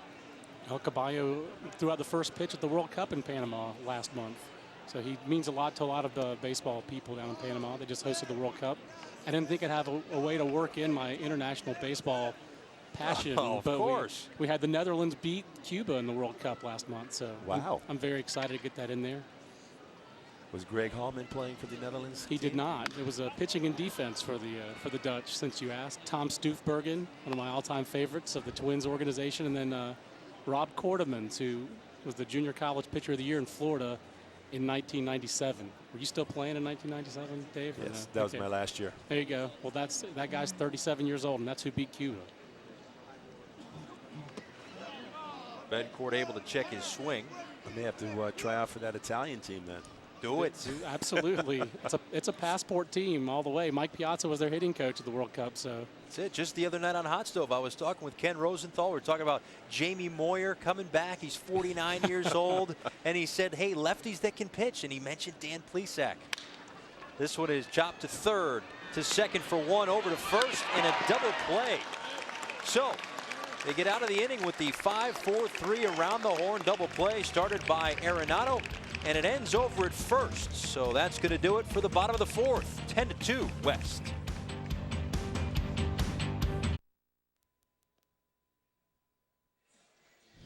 MLB Network's Hot Stove tracks all the offseason rumors, trades, and signings for every team. Hear all the buzz from the best baseball analysts on television. Hot Stove, weeknights, 8 Eastern and Pacific, only on MLB Network. Of course, baseball never stops here on MLB Network. Case in point, the Arizona Fall League Rising Stars game. It's 10-2 in favor of the West. And in to pitch right now for the West is Preston Guillemette. Interesting delivery. One of the first things that we'll talk about. I'm Paul Severino, joined, of course, by Dave Valley and the editor-in-chief of Baseball America, John Manuel. And Dave, you caught an awful lot of pitchers in your time. Interesting delivery here. This is a different one, no question about it. He is coming directly over the top, but it's the way he gets to that release point that kind of throws his body back, throws it off balance, and then rears back and then comes at you. Very tough to pick up that release point, though. Trying to think of other guys that come straight over the top. Jaime Garcia comes to mind. Josh Colmentor comes to mind. He's got a little Colmentor in him. I think Colmentor's your best comp there. Yeah. Nice play right in front of the dugout by Joe Turdoslavich, who's played or Turdoslavich. See, 45 minutes wasn't even good enough. Turdoslavich makes the play just in front of the dugout. He's had himself a very big night, makes a nice defensive play right there for the first out of the inning. There's his delivery again. Back arm almost shakes it a little bit. He kind of drops it down like Ubaldo Jimenez. Okay. You know, Ubaldo has that little kind of a pause. Yeah, Iron Mike gets thrown around a lot. That was the old pitching machines, right? He kind of comes out of that Iron Mike arm That's slot. where I learned how to hit. It's off an Iron Mike machine way back. You see a lot of scouts throw that around with Preston Gilmet. Tim Wheeler takes a strike, and it's 0-1. Wheeler out of the Rockies organization. A ground out in his first at bat. 9 extra base hits and 19 RBIs in the fall league.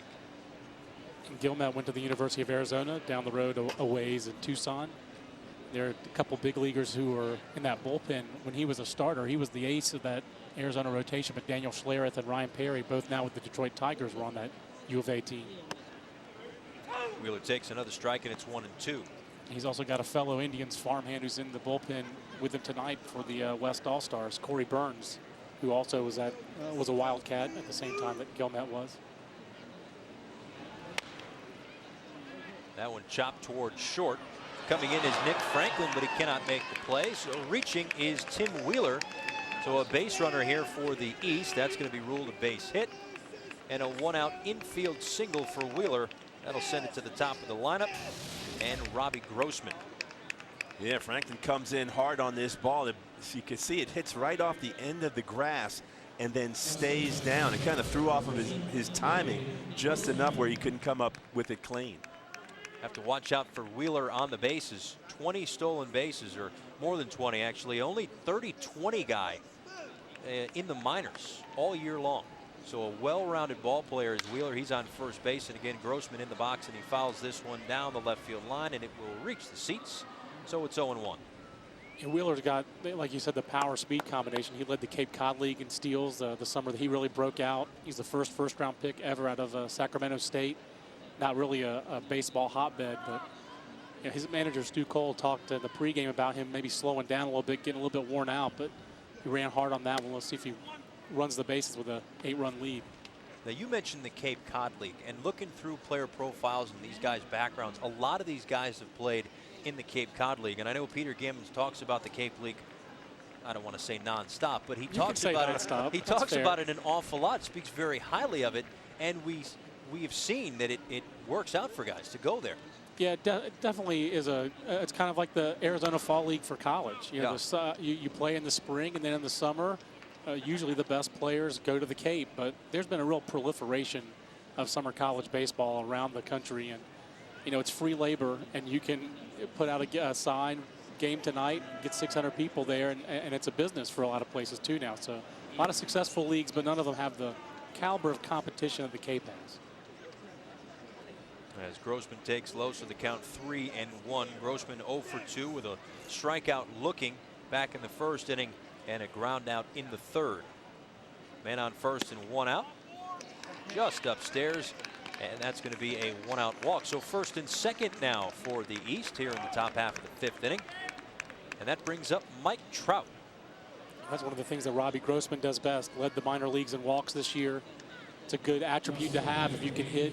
You know, there's a lot of questions about, you know, the profile, Dave, what Robbie Grossman's profile is, because he doesn't look, he's not a big guy. Maybe he's not going to be a center fielder ahead of Andrew McCutcheon we talked about with the Pirates, but he's got a lot of offensive upside when you draw walks like that. Well, when you look at the numbers that he compiled this year, 127 runs to go along with those 104 walks. I mean, those are the type of numbers that catch your attention. Yeah, Jeff Decker out in left field ranked second to him. So we've got 2 of the most patient hitters in the minor leagues in this game. And you mentioned guys that catch your attention, and certainly one of those guys is Mike Trout. We talked about him in the open. The #1, the minor league player of the year, as ranked by Baseball America, swings through that one in the count now 1-1. 0 for 2 in this one. Struck out thanks to Danny Hultzen, who struck out the side in the first inning, and also a ground out in the third. And one thing that you mentioned, Dave, early on was maybe guys just starting to get tired. It's not just Mike Trout, but a lot of these guys, these are long seasons. It's a long season. He's a young man. He really hasn't gone through the grind too often. I believe he's 20 years old. Grounds this one through the hole for a base hit. And holding at third is Wheeler. So the bases will be loaded right now for Junior Lake. So this could be the start of a big inning here for the East squad. 40 games with the Angels for Trout. 5 home runs. He debuted on July 8th, and he hit a home run. He was a teenager when he hit the home run. He was the first teenager to hit a home run in the big league since 2007. And I asked him about that before the game, and you know, obviously it's a moment he'll never forget. His family was there, the whole thing, and another one of these guys that's lived up to the hype. No question about it. I saw him hit 2 home runs in a game in Seattle. But the thing that I was so impressed about, and we mentioned it in the pregame show, was just how fast this guy is.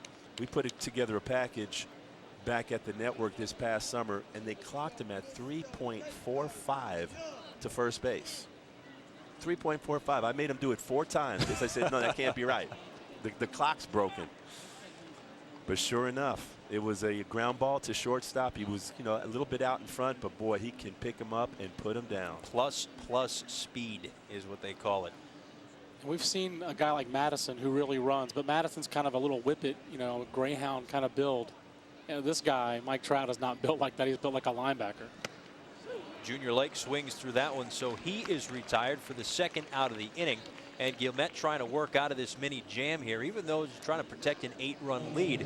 That can evaporate pretty quickly when guys like Nolan Arenado come to the dish. Led the minors with 122 RBIs at High A Modesto in the Arizona Fall League. He's hitting a modest 500 with 26 RBIs with runners in scoring position, 18 for 36. Talked about him earlier, one of these guys that can really hit, and the East squad could certainly use one right now. Well, the run production continues here in the Arizona Fall League. He's got 30 RBIs already down here in Arizona.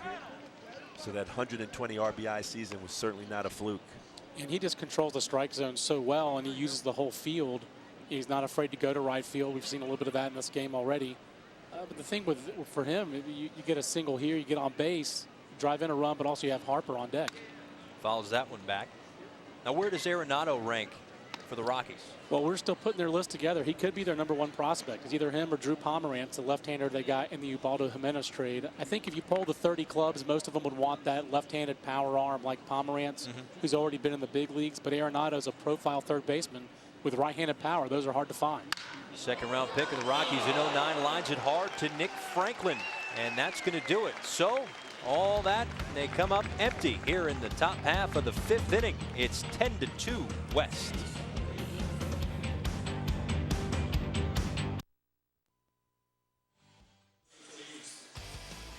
Welcome back to the Arizona Fall League Rising Stars game, and you take a look at some of the participants that are from the top 100 prospects according to the guys at Baseball America, #1, #2, #10, and then 45, 48, and 51.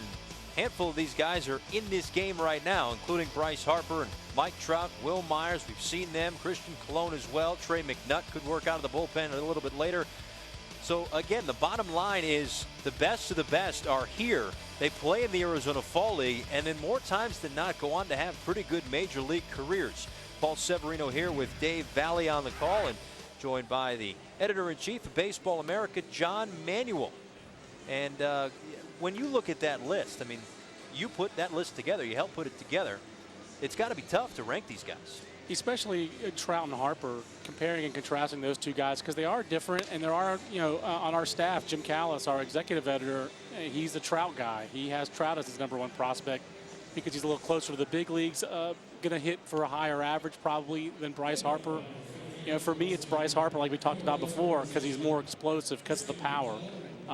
So those things are all of our lists are always consensus lists, but on that one, I guess I got my way in that argument, which doesn't always happen with Jim. Jim's probably listening at home, and he's going to hold that against me.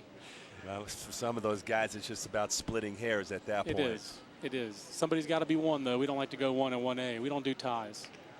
Casey Weathers comes into the game to pitch for the East, and he'll face Christian Colon, who flew out in the second and singled and came around to score in the third. A .259 average with 3 extra base hits, 5 RBIs, and 7 runs scored during the Arizona Fall League season, which started early on in October. They've been going, and here we are in November. 38 game schedule for these guys, and it's good for them, especially these promising prospects, to get a little more playing time. Even though it's a long season, they may not have their A game. It's still good for them to get as many reps as possible, right? I think it's crucial, especially for a pitcher like a Casey Weathers, who's had Tommy John surgery and he's had some real control issues throughout his minor league career with the Rockies. You see a little wipeout slider there, though. He's got the split finger fastball. He's got a fastball that can get into the upper 90s. This is a guy who they drafted him in 2007, if memory serves, in the first round, 8th overall. They thought he'd be in the big leagues by now. You draft a college reliever, you're not looking for him to be in the minor leagues for 4 seasons. So the fall league for him really needs to be a finishing school. Count 1-2 to Cologne. Oh, up and in. Yeah, that hit him on the hand. Looked like he got him on the back of his left hand right there. I hope what we heard was the ball hitting off his hand and then hitting the bat, and not that crack of his hand, because that was pretty loud for a hit by pitch.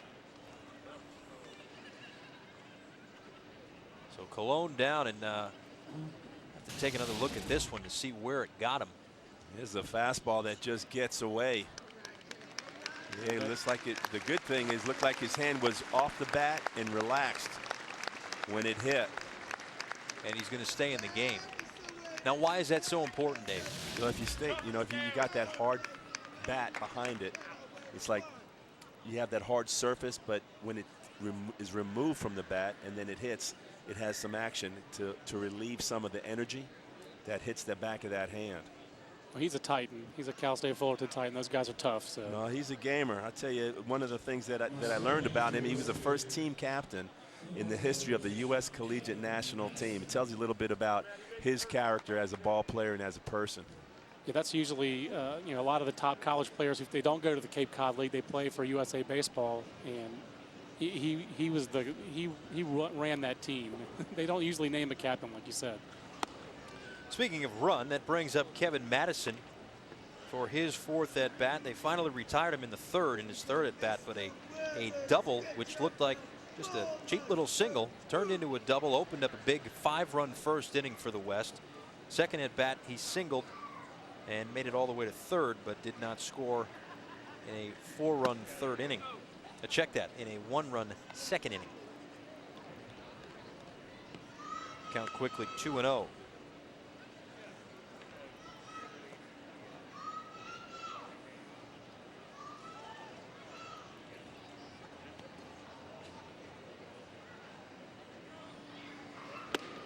Swings through that one, and the count now 2-1. I guess even a speed guy like Madison, when you got an 8-run lead, you can swing for the downs. When you're in an all-star game, you may as well. Hey, 2-0, you're looking fastball, you get it, you got to let it go. This is a guy who went to UNC Asheville, which, to my knowledge, the only big league alumnus ever out of that school was Ty Wigginton. A little bit of a slightly different player than Ty Wigginton. Able to hold up on that one. The count now 3-1 with a man on first. That's Christian Colon, who was hit on the hand. But you're also thinking about the Marlins, with they tried to move Chris Coughlin to center field.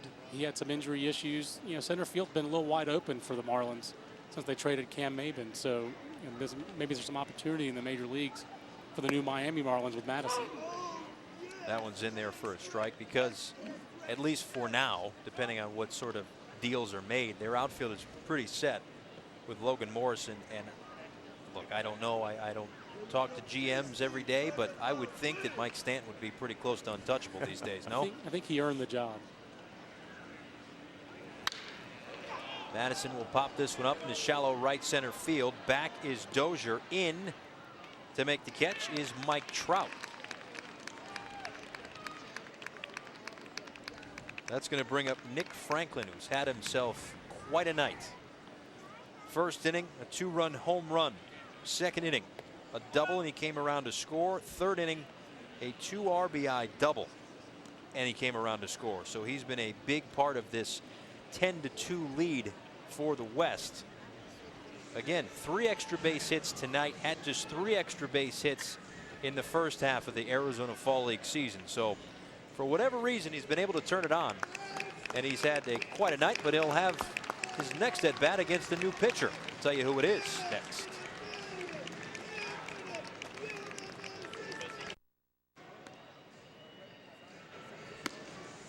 Welcome back to the Arizona Fall League Rising Stars game. This pitching change is brought to you by United Concordia Dental, and Jacob Diekman comes in. 7 1/3 scoreless innings without allowing a hit to start the Arizona Fall League season. A 30th round selection in the '07 draft. He's with the Philadelphia Phillies right now, and this lefty will face Nick Franklin, who, again, as we told you before the break, has had himself quite a night with a home run and a couple of doubles and 4 RBIs to his credit. 10-2 your score. West in front here as we play in the bottom of the 5th inning. That one's outside for ball 1. The man on first is Christian Colon. He was hit by a pitch earlier in this inning. And Franklin, again, 3 extra base hits tonight. He had only 3 though. I can't get over that because it's just amazing how, I don't want to say he's played outside of himself, but he's done something tonight that he couldn't do in 15-20 games. Well, I'm sure that came into mind when Stu Cole brought in the lefty to make Franklin come to the right side. Now we're getting a chance to see him from the right side, like you said, face a lefty specialist in Diekman who has a low arm slot. And this is the kind of stuff that makes it harder for a guy like Nick Franklin to switch hit. That's extra BP. It's twice the BP, really, Dave. You're taking cuts from both sides to keep both those swings sharp. And it's easier, I think, to get to favor one side and to favor the left side because you're always going to face more right-handed pitchers. Yep, I used to hear Harold Reynolds talk about that all the time, how he had to work twice as hard as everybody else to hit from the right and the left.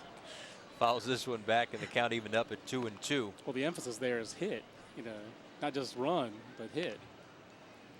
We certainly saw that Nick Franklin can swing it from the left side, showing good power to opposite field. Well, he handled the low ball very well from the left side. Let's see if he does that batting right-handed against Diekman here. That one's inside, and the count is full at 3-2. And we saw in that scouting report solid all-around tools. Can't ask for much more than that. Yeah, I mean, he's not flashy at shortstop, and he's never going to be a Gold Glove shortstop, I don't think. But if he's got good enough range, good enough arm, if he handles shortstop and hits, he's going to be special. Broken bat goes right over the mound. Junior Lake has a tough time with that one, and that is. There's what's left of that Louisville slugger. So it'll be first and second. That's ruled a base hit. And 1 out here in the bottom of the 5th. This ball is hit right off the end of the bat, and it goes pinwheeling right over the head of Diekman. He dives out of the way, and looks like Lake just takes his eye off the ball as he's trying to make the transfer. Almost thought that he got screened a little bit by Diekman coming off the mound. But credit to Diekman for just getting out of the way there.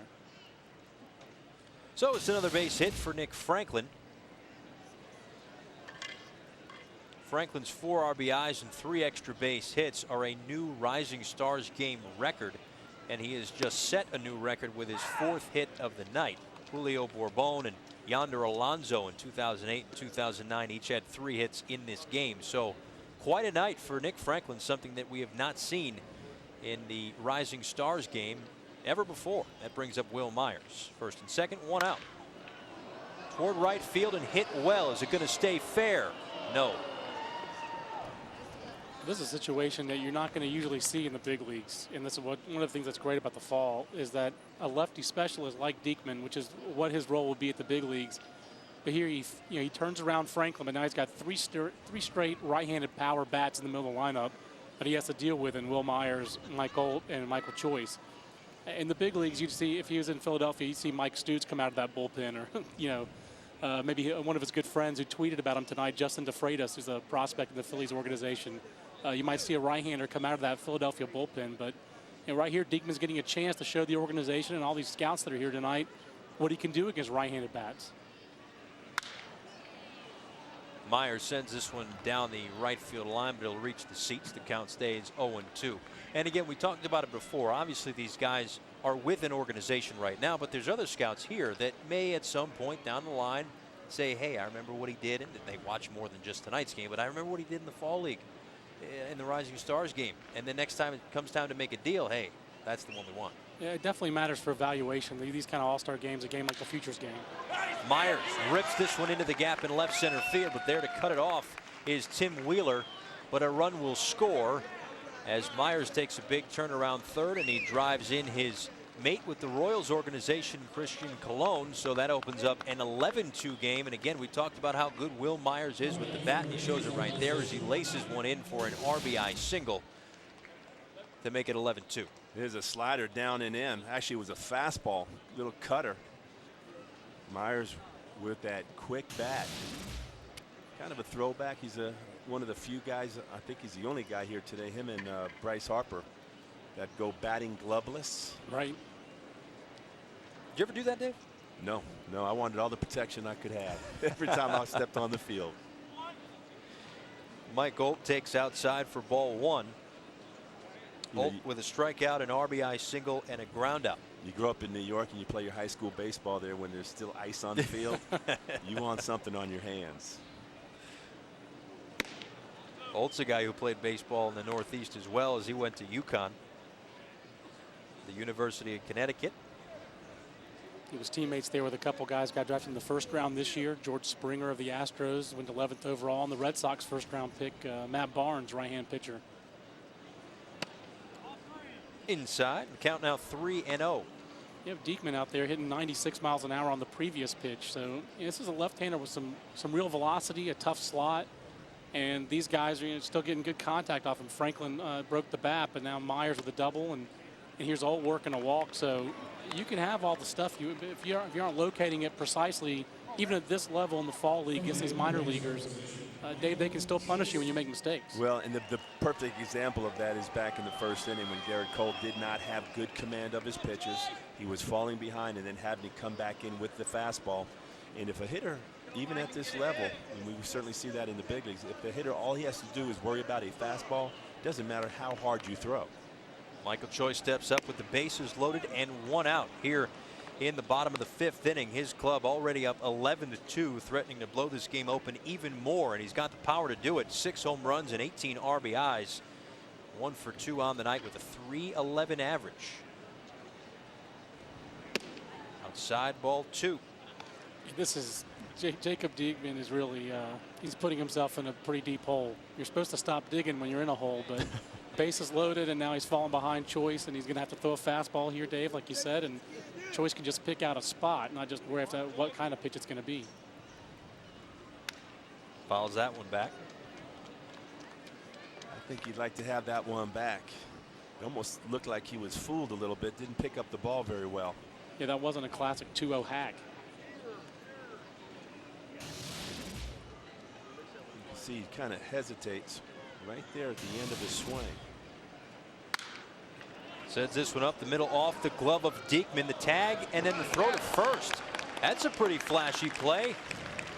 Very nice job by Brian Dozier at second base to pick it up, tag the runner, throw to first, and get the double play to work out of the jam. So at the end of 5 innings, it's 11-2. I'd like to thank the editor-in-chief of Baseball America, John Manuel, for spending some time with us. John, thanks. 11-2 as we head to the 6th.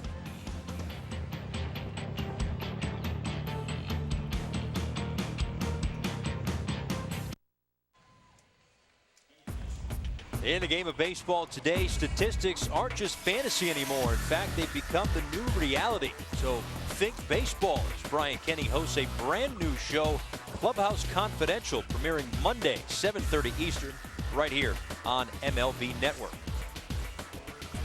And we welcome you back to the Arizona Fall League Rising Stars game. A lot of changes to report, but perhaps the most important is the pitcher, Jeremy Jeffress. He comes in, a member of the Kansas City Royals organization, 16th overall selection by the Brewers in '06, part of that Zach Greinke deal last offseason. Welcome to the game. He'll face Bryce Harper, who chops this one as it rolls foul outside of first base, and it's 0-1. So some of the other changes behind the plate: Kyle Skipworth at third base, Matt Dominguez. At second base is Tyler Burtnick, and in left field is Anthony Gose.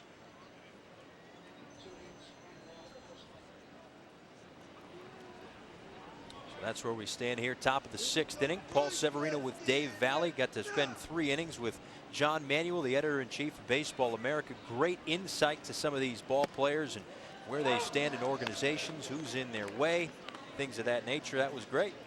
Hopefully he hasn't gone that far. We'll have to rack his Amazing brain. wealth of knowledge. Yeah. Harper swings through that one, so he is down. Jeffress comes in, gets the strikeout for the first out of the inning.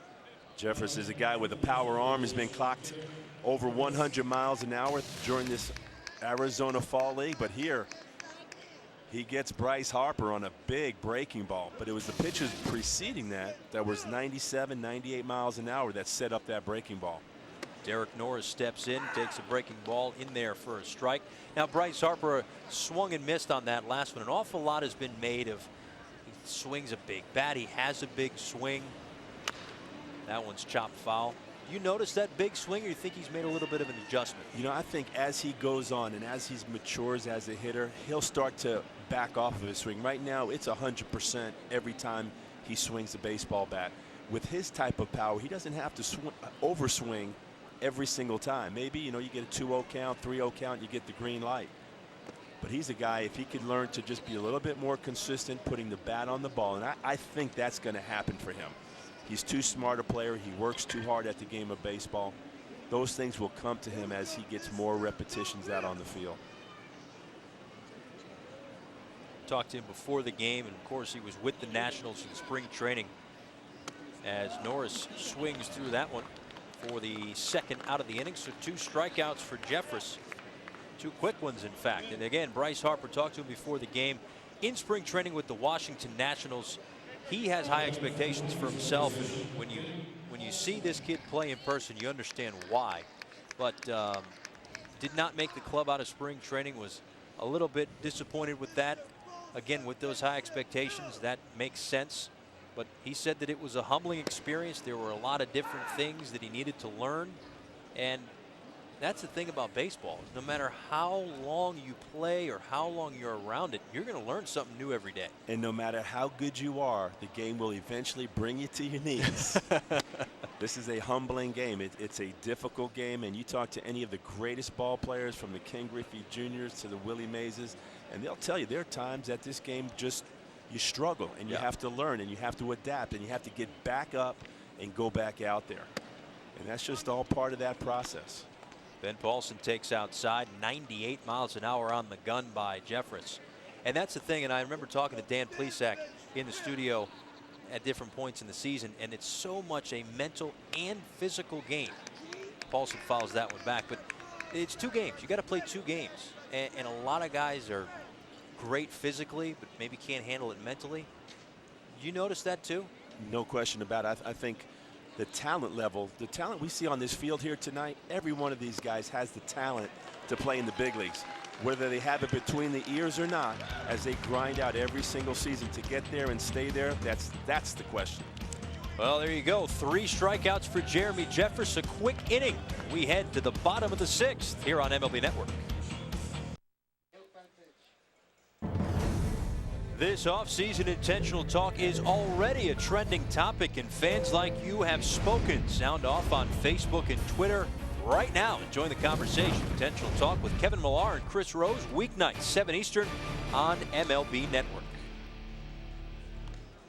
New pitcher in the game for the East as they trail 11-2 here as we head into the bottom of the 6th inning. David Carpenter, one of 2 Carpenters on the East side, 24-year-old.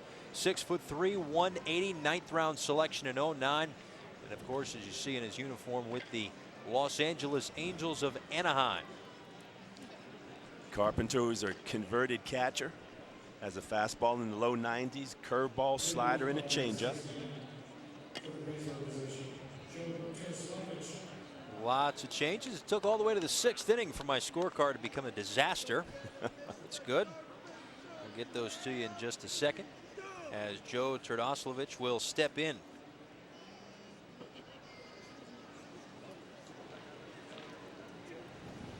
Turdoslavich with a 3-run home run in the 1st inning. A double came around to score in the 3rd, and a single in the 4th inning. He takes outside to count 1-0. So you saw Carpenter. Let's take a look at Turdoslovich's numbers. 11 RBIs and a .349 average so far the Arizona Fall League, and impressing so far tonight as well.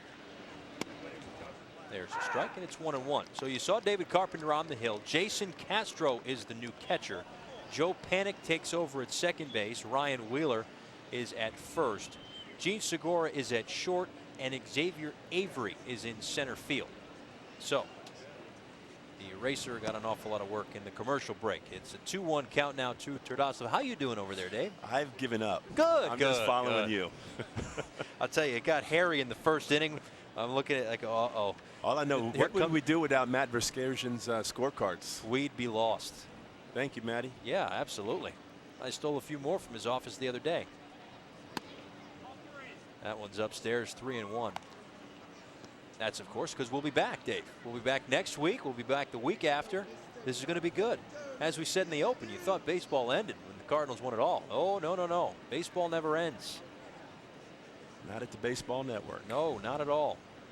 And it's good stuff, too. Despite the 11-2 score, we've been able to see an awful lot of talent tonight and great young studs that are going to make an impact at the major league level, whether it's next year or the year after, perhaps even the year after that.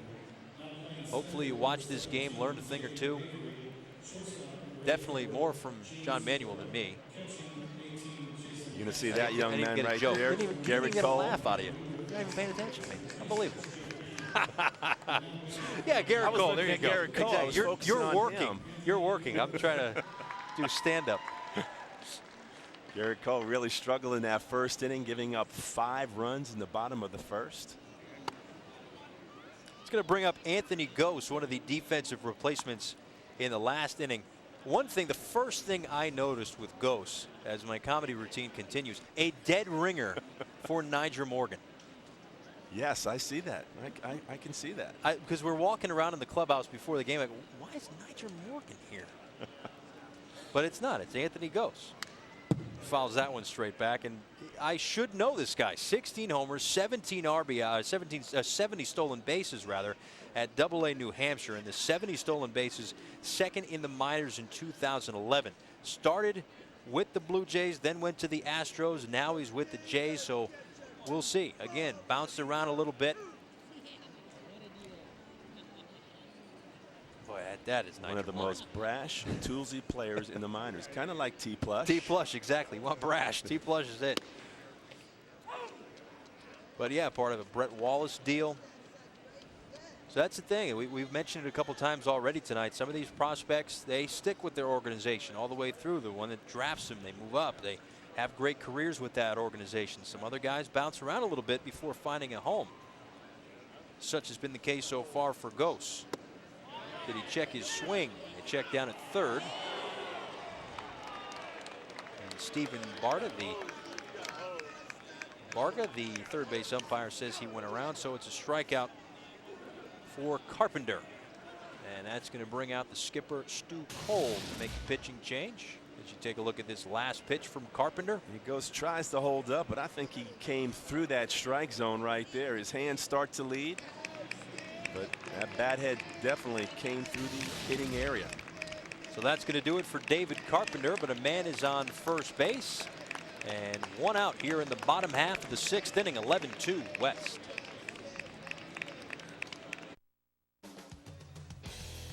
And welcome back to the Arizona Fall League Rising Stars game. You take a look at last year in the Arizona Fall League. The MVP was Dustin Ackley, a .424 average with 14 extra base hits. He was first in on-base percentage, first in slugging, first in runs scored, and in 2011 spent some time with the Seattle Mariners with a .273 average in 90 games with Seattle. So that's just a sort of a peek into what you could be seeing tonight, and then where these guys might be a year or two from now.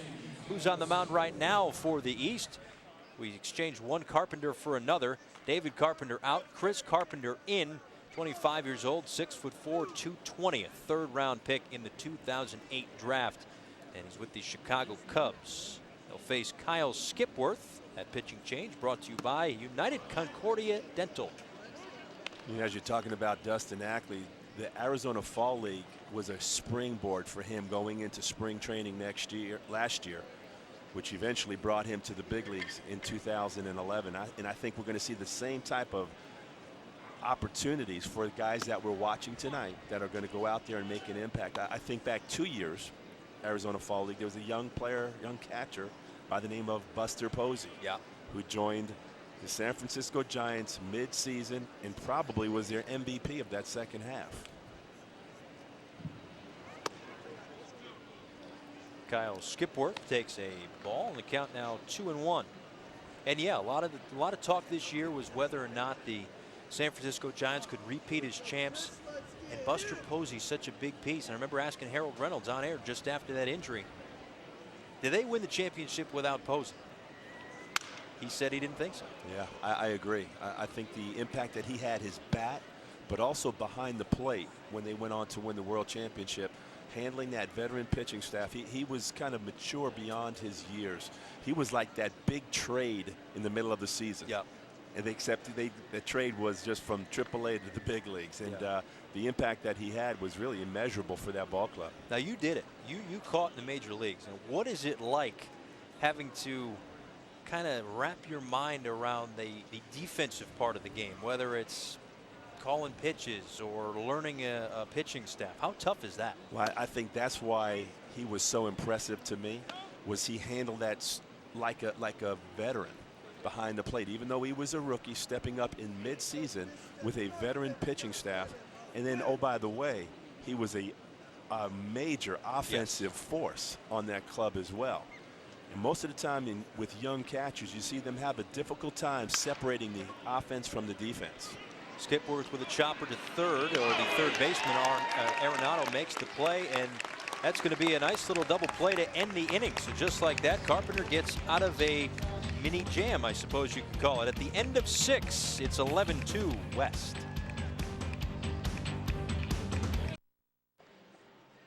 Welcome back to the Arizona Fall League Rising Stars game. Just to tie a quick bow on the Buster Posey story, we talked to him 2 years ago before this very game.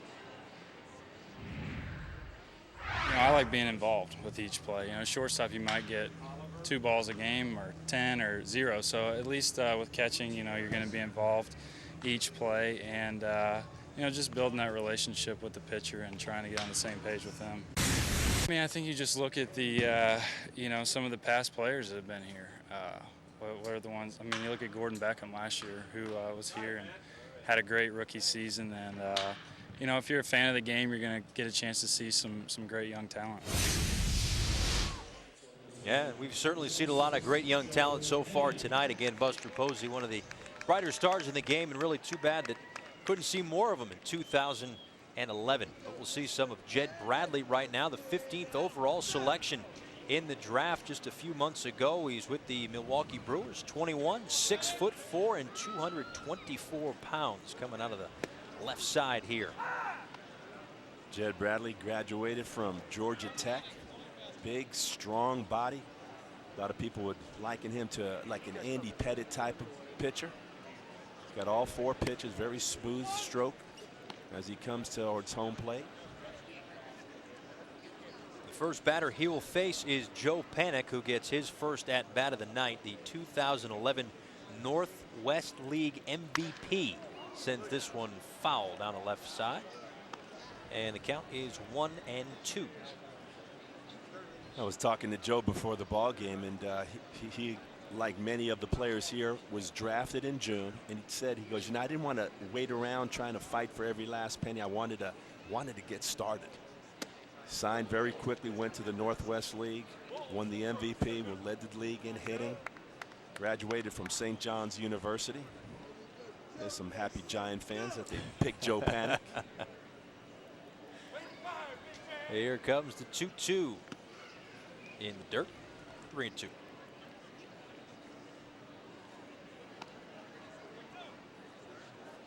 Here's a look at the scouting report. Offensive-minded middle infielder with a quick bat. Certainly we have seen that.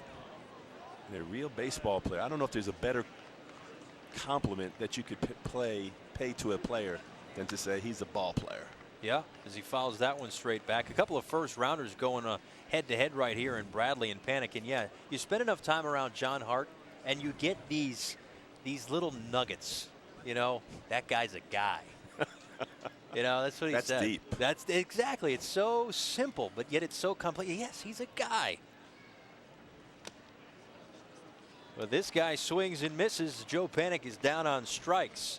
for the first out of the top of the 7th inning. Paul Severino here with Dave Valley, the Arizona Fall League Rising Stars. Game 11-2 West in front. And we talked about it before. The starting pitching matchup did not pan out to be the first 2 innings, at least. Pan out to be the pitcher's duel that we had hoped for, with Danny Hultzen going up against Gerrit Cole, as Cole really got roughed up, lasted only 2/3 of an inning. Stepping to the box now is Tim Wheeler. There is Gerrit Cole again. 2/3, 4 hits, 5 runs, 5 earned. He gave up 2 home runs, 1 off the bat of Nick Franklin and the other off the bat of Joe Turdoslavich. I like the fact that Gerrit Cole is in the dugout with his teammates, even though he was taken out about an hour and a half ago back in the 1st inning. He's still in there. He hadn't gone in, showered, and left the ballpark. Because there's always something to learn. We already established that. Hot shot to short. Over to first for the out. Nick Franklin doing it on both sides. Well, that was a sweet play by Mr. Franklin over there at shortstop. That ball took a little wicked hop right on the last bounce. Little Omar Vizquel-esque in that Mariner uniform right there. Looked like it might have nicked the mound on the way by. Gave him a funny hop, but hangs with it, throws over to first, and there you have it, the 2nd out of the inning. Robbie Grossman steps in and takes a called strike. It's 0-1. Grossman is 0 for 2 with a walk. 7 homers, 22 RBIs so far for the Arizona Fall League, playing from Mesa. Ground ball to short. In a couple of steps is Franklin, and he bobbles that one, so Grossman will reach on the E6. So that extends the inning, and it'll bring up Mike Trout. Franklin does a nice job of coming in on the ball, but it's on the transfer. Looked like he never really had that ball in control in the glove. Just unable to pull it out and make the throw over to first. Easy for me to say, but that one looked easier than the first one. None of them are easy, trust me. Yeah, that's true. Again, that's why I'm wearing the headset right now and not batting gloves. I mentioned Mike Trout. It's his spot in the order, but it will be the first at bat of the night for Xavier Avery, who took over for Mike Trout. That's a wake-up call right there for Xavier Avery. First pitch from Bradley up and in. He's trying to get out of the way and hits the bat, strike 1. 2nd round pick in 08. Center fielder again, one of those situations where Adam Jones is in center field in Baltimore. Is there a spot for Avery? Jones or Avery move positions? Is he blocked forever? Is it trade chip? All these different things. But right now, Avery swinging a hot bat. 542, 13 for 24 during his 7-game hit streak. And it's amazing just looking at some of the leaders for the Arizona Fall League. As he swings and misses, it's 1 and 2. Some of the numbers, it's like high school baseball. Guys are batting 550, 700, and you know, it's amazing to look at this. But again, we talked about it before the game. It's more of a hitter's league, and it's a short season as well. Right. Bradley deals in the dirt. Nolan gets away from Skipworth, but not far enough for Grossman to advance.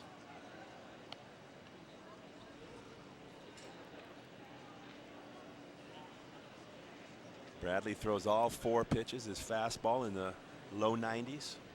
Curve, the big curveball, a slider, and a changeup. As you look at him and you look at 4 pitches that are all probably major league average, this is another young man who could have a very quick ascent to the major leagues. That one's down for a ball, and it's now a full count, 3 and 2, 2 outs. And if we're playing the look-alike game, can we do it again, please? Come on. Orlando Hudson. Yes. Yes. Good one. I'd like to bring something to the telecast here, if nothing else. Yeah, the O-Dog, definitely. Here comes the payoff pitch, and that one's fouled back, so we'll do it again.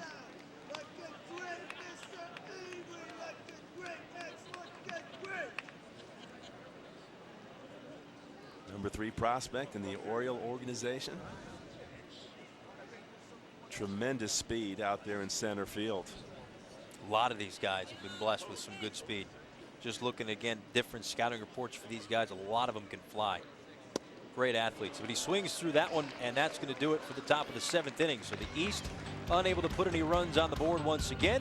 We'll head to the bottom of the 7th, 11-2 West. Welcome back to the Arizona Fall League Rising Stars game. We'll just get you caught up. It started in the first inning. Danny Hultzen impressive early. Danny Hultzen using all of his pitches in that first inning to get 3 strikeouts, but it was Nick Franklin's bat who got the West out on the board, and Trdoslavich follows it up with another long home run to center field. Then in the 3rd inning, the East gets on the board, a home run off the bat of Brian Dozier. But really, on the offensive side of things, it's been all Nick Franklin. A home run, a double, a 2 RBI double, and then another single. And he will bat in this inning. He's already set a Rising Stars game record with 4 hits. And there you see your line score. They scored early and often. 5 in the first, 4 more in the 3rd. They've tacked on a couple of runs here and there. It's an 11-2 lead for the West as Tyler Bortnick will come on for his first at bat as he replaced Christian Colon in the few innings ago in the infield. Colon got hit by a pitch on the hand that stayed in the game. Rob Scahill comes in to pitch. 8th round pick in 2009. 24 years old.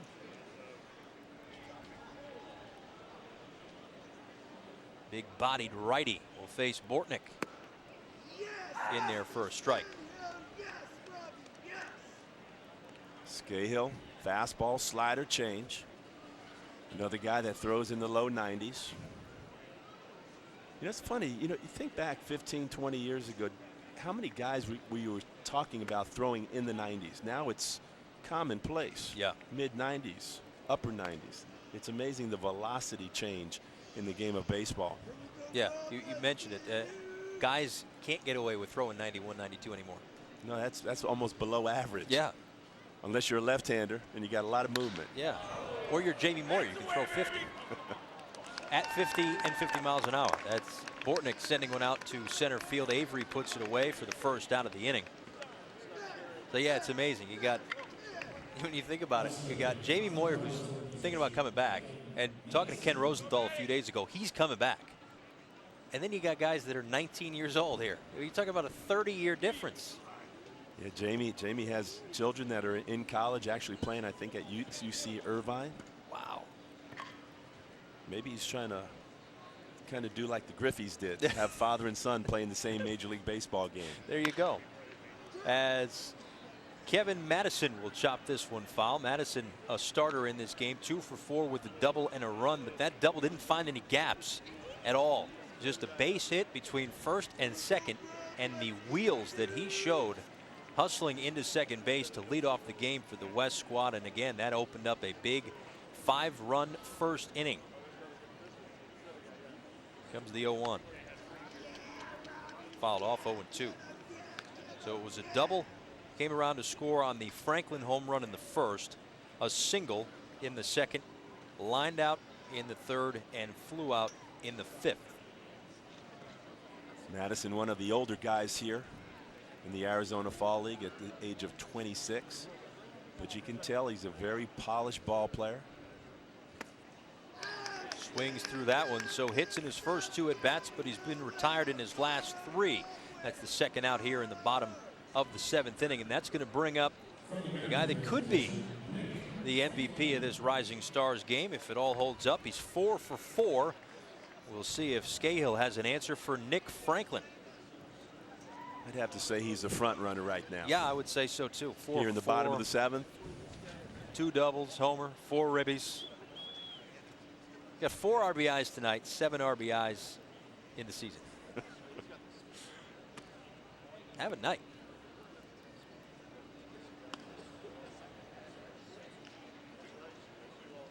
It's games like these when you perform at this level and you're kind of on the stage of an all-star game that can really propel you the rest of the way. You know, he can come back here tomorrow just having so much more confidence in his game. Second youngest player on the West squad as he swings through that one. And the count now evened up at 1-1.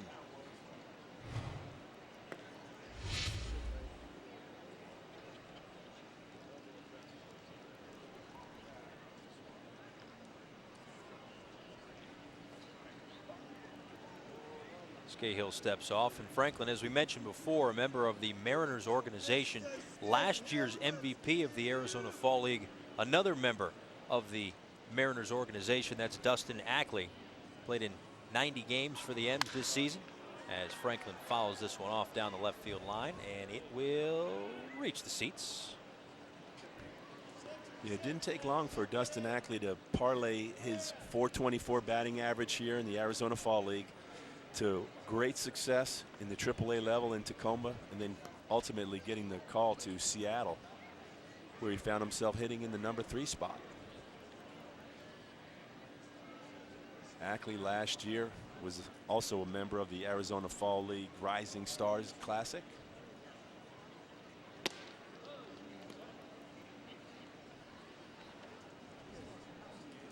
But as you look at that Seattle Mariner ball club, Nick Franklin, the shortstop. You got Brendan Ryan, young shortstop, had a solid season for the M's. But they're building up a young infield infrastructure there with Dustin Ackley at second base, Justin Smokes over at first base. And he put up some very good numbers before getting injured this season. And then you pair their young infield with a young pitching staff. Danny Hultzen started this game. Hultzen talked about Felix Hernandez, who's won a Cy Young. Michael Pineda, who's in line perhaps in the discussion at least for Rookie of the Year. You know, may have been some dark days in Seattle. Maybe getting brighter. Exactly. A lot of Mariner fans down here in the Valley of the Sun. Seattle has spring training just down the road in Peoria. Here comes the 3-2 pitch from Scahill. And fouled off of Franklin, so he'll get another shot. Of course, he wants 5 hits. He's staying in there. You better believe it. Yeah. You don't get a chance to give 5 too often. Not in an all-star game, you don't. To get 5 at-bats in an all-star game sometimes is rare. To make the most of them even more. It looked like this one came down pretty hard on that right foot. Looks right on the toes of the right foot.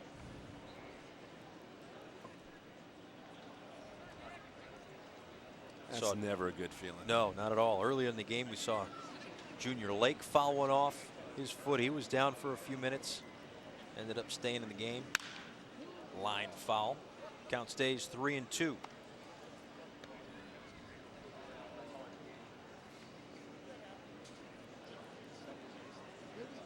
Here's Junior Lake.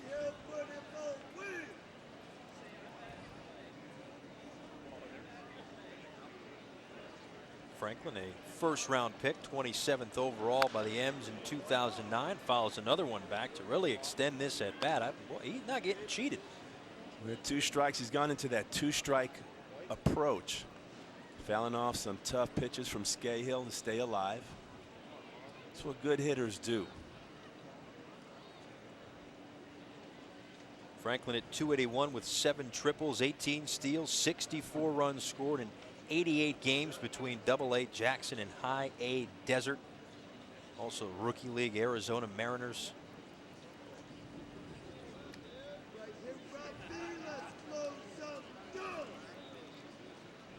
There you see the numbers. 2011. Is this one going to get down? Nope, it's going to hang up for Xavier Avery to put it away. So somebody finally found an answer for Nick Franklin. He's only 4 for 5, and it's only 11-2. Coming back for the 8th inning after this. Welcome back. MLB Network has live baseball in November on Sunday, 9 Eastern time, the last of a 5-game series. The Taiwan All-Star Series comes your way, and then on Friday at 8 Eastern, it's the Arizona Fall League Military Appreciation Game. Again, MLB Network's got live baseball action in November. Very happy to have it. A little chilly It's a little chilly here. I'm surprised. Coming from the east, New Jersey, it's cold there. I figure, all right, we're going out to Phoenix. We're going out to Arizona. The desert's going to be hot. Bringing shorts. No, I got a sweatshirt. Well, not only is it chilly, but we both arrived in a dust storm yesterday. Yeah, that was another shocker. Brad Boxberger in to pitch.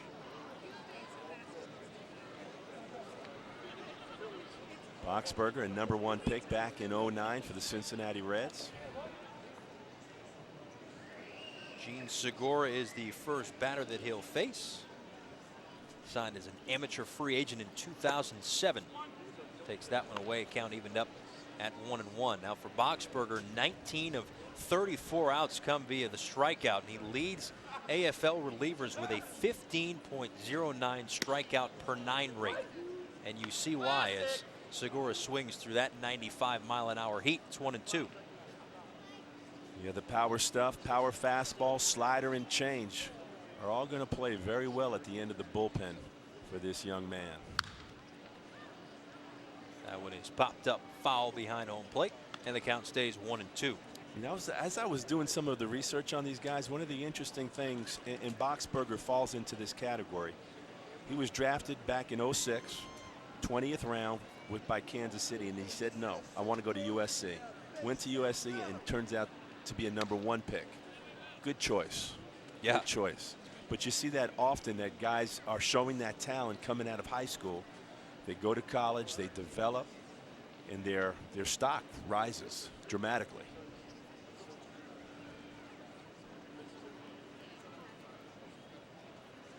Here comes the 1-2 to Segura. Gets a bat on that one, fouled off, extend the at bat, stays 1-2.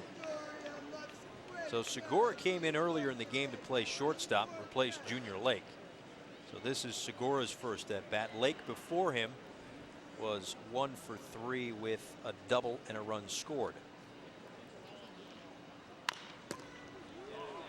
Chop to third. Dominguez over to first for the first out of the inning. Now there's Matt Dominguez. Those of you that have followed the Florida Marlins certainly know an awful lot about him. We're surprised that he's in the game. I thought he banged up his thumb last night. But he's in the game.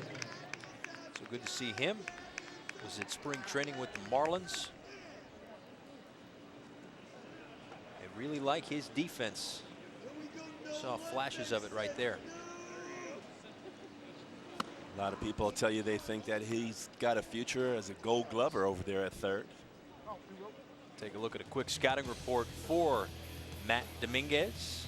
Smooth hands, good arm strength. Maybe a little bit streaky as a hitter. But he's got good power, and that's what you're looking for on the corners. If a guy can go with it, think Mike Schmidt early in his career. Really streaky, but tremendous defender.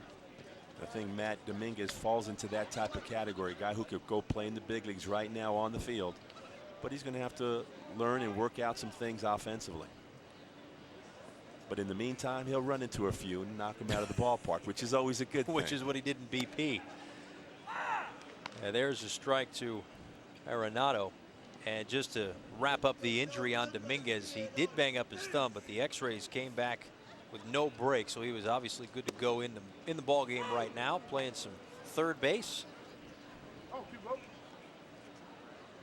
Hey, how could you pass up the opportunity to be on national TV? I never pass up the opportunity. I try not to. This one off the bat of Arenado, flat out to right field for an out.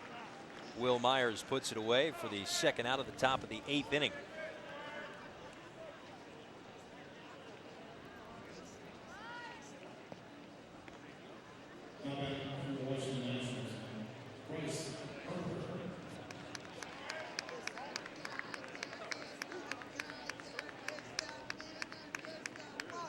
So Bryce Harper will step in, and you know, obviously there's been so much hype around Bryce Harper throughout his entire career. Talked to him today before the game as he swings through that one. It's 0-1. That thought he really had a shot to make the Nationals at the beginning of the season. Was sent down to the minor leagues. He did get promoted throughout. Said it was a bit of a humbling experience, but of course with all that hype, there's going to be a bit of a target on your back sometimes too. And anytime you do anything, whether it's right, wrong, or indifferent, you're going to get attention for it. And there was one time in this season where he was maybe getting a little more attention than he wanted. We'll get into that in just a little bit, but just to tee it up, of course, starting a conversation with 2 outs again. There you go. Well, one of the things you have to understand about Bryce Harper is he believes in himself. Right. He has tremendous confidence in his ability. So the fact that he thought he had a chance to make that big league club in spring training tells you that he believes he should be able to play in the big leagues today. He has struck out for the 2nd time tonight. It's 11-2 as we head to the bottom of the 8th. On the heels of a great postseason, we look back at another 1986 has always been remembered for a single ground ball. Now, MLB Network reveals the stories that you haven't heard. Bob Costas and Tom Verducci bring you an MLB Network special presentation, 1986, a postseason to remember. Some interesting stories, guys that were there in the trenches telling you stories that you have not heard, even though we're, 25 years past. So that'll be something to watch Wednesday night, 9 Eastern, right here on MLB Network. It was a tough year for a lot of Red Sox fans' heads were down in 1986. Although things have certainly turned around for that franchise in the last 10 years or so. Champions in 2004, champions again in 2007. Although the last 2 have not been too good for them. High expectations, missing out on the postseason 2 years running. And this season, especially with an epic collapse down the stretch. Led to a lot of changes. Francona out. And Theo Epstein out. And speaking of Theo Epstein, Trey McNutt's in the game.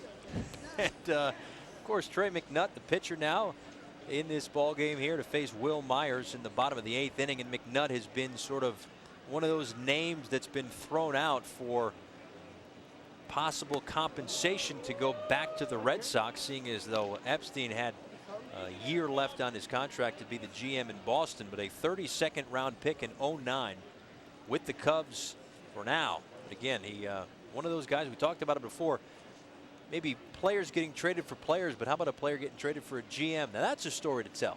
No question about it. We've seen that. Players getting traded for managers in the past, but exactly. That's an interesting twist. It's a new one, but we'll see. So McNutt in the game right now, and again facing Will Myers.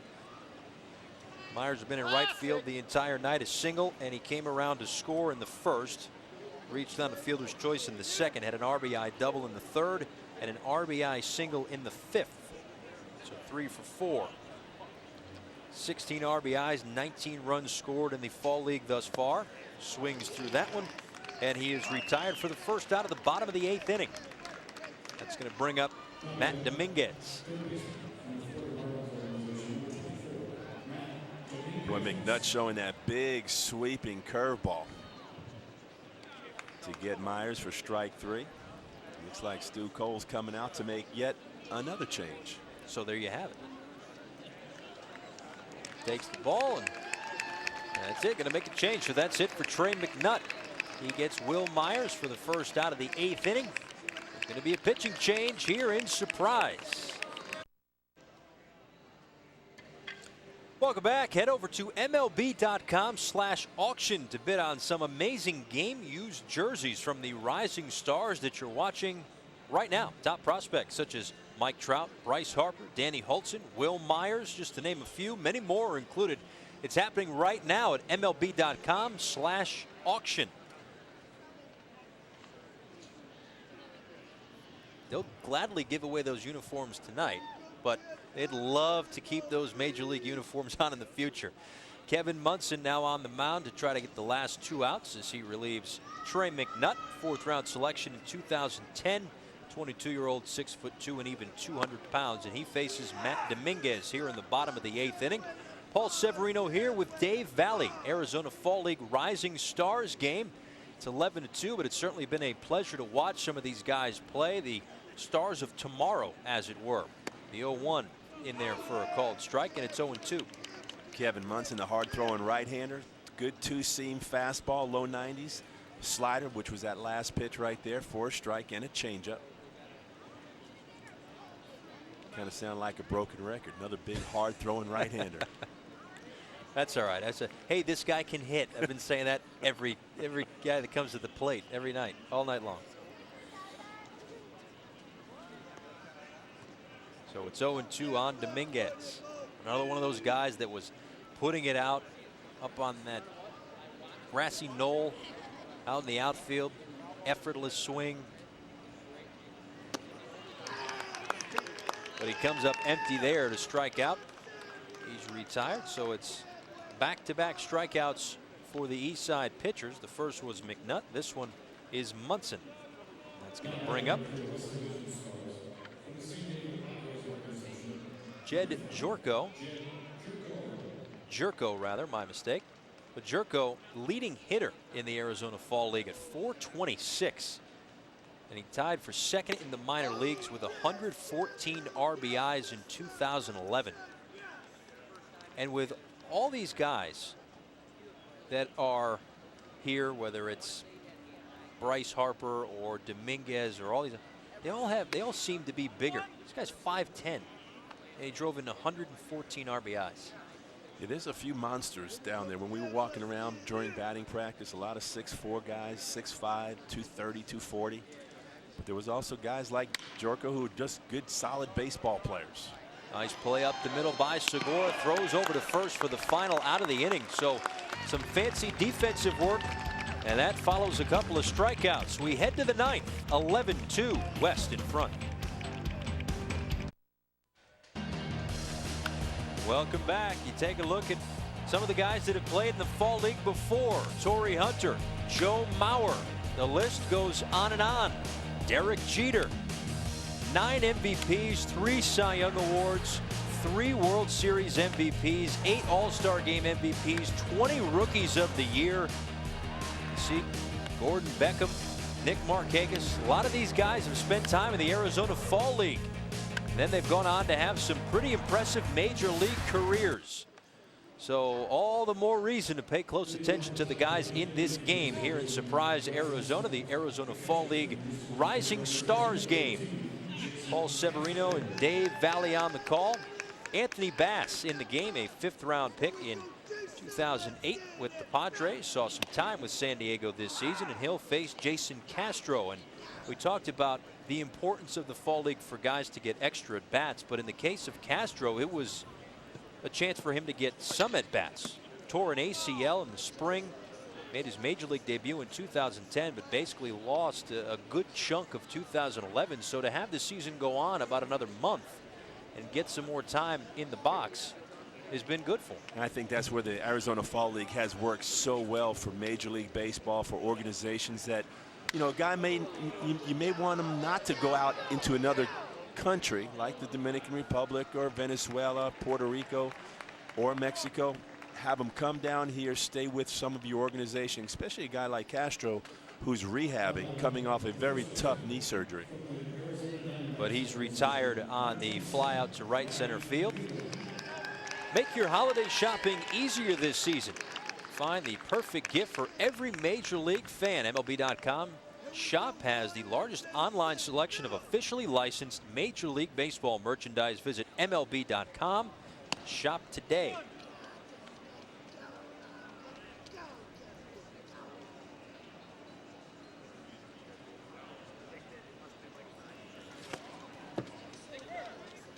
Anthony Bass facing Ryan Wheeler here, 2-0 count. Sorry, Dick, go ahead. Bass featuring a 92-mile-an-hour fastball, slider, and cutter.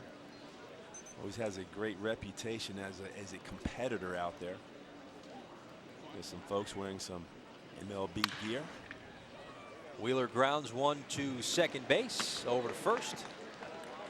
As Tyler Bortnick throws over to Turdoslavich. And that's the second out here in the top of the 9th inning. So 1 out to go, perhaps. Standing in the way of a West victory. 11-2 the score. They got it going early. 5 runs in the first, another run in the second, 4 more in the third. They tacked on another in the 5th inning. Rally monkeys, that's what they're looking for. Joe Panik steps in and takes the ball. It's 1-0, excuse me. 18 games with the Scottsdale Scorpions, a .308 average, 2 homers 8 RBIs, a strikeout thus far tonight. Looks at ball 2, 2-0.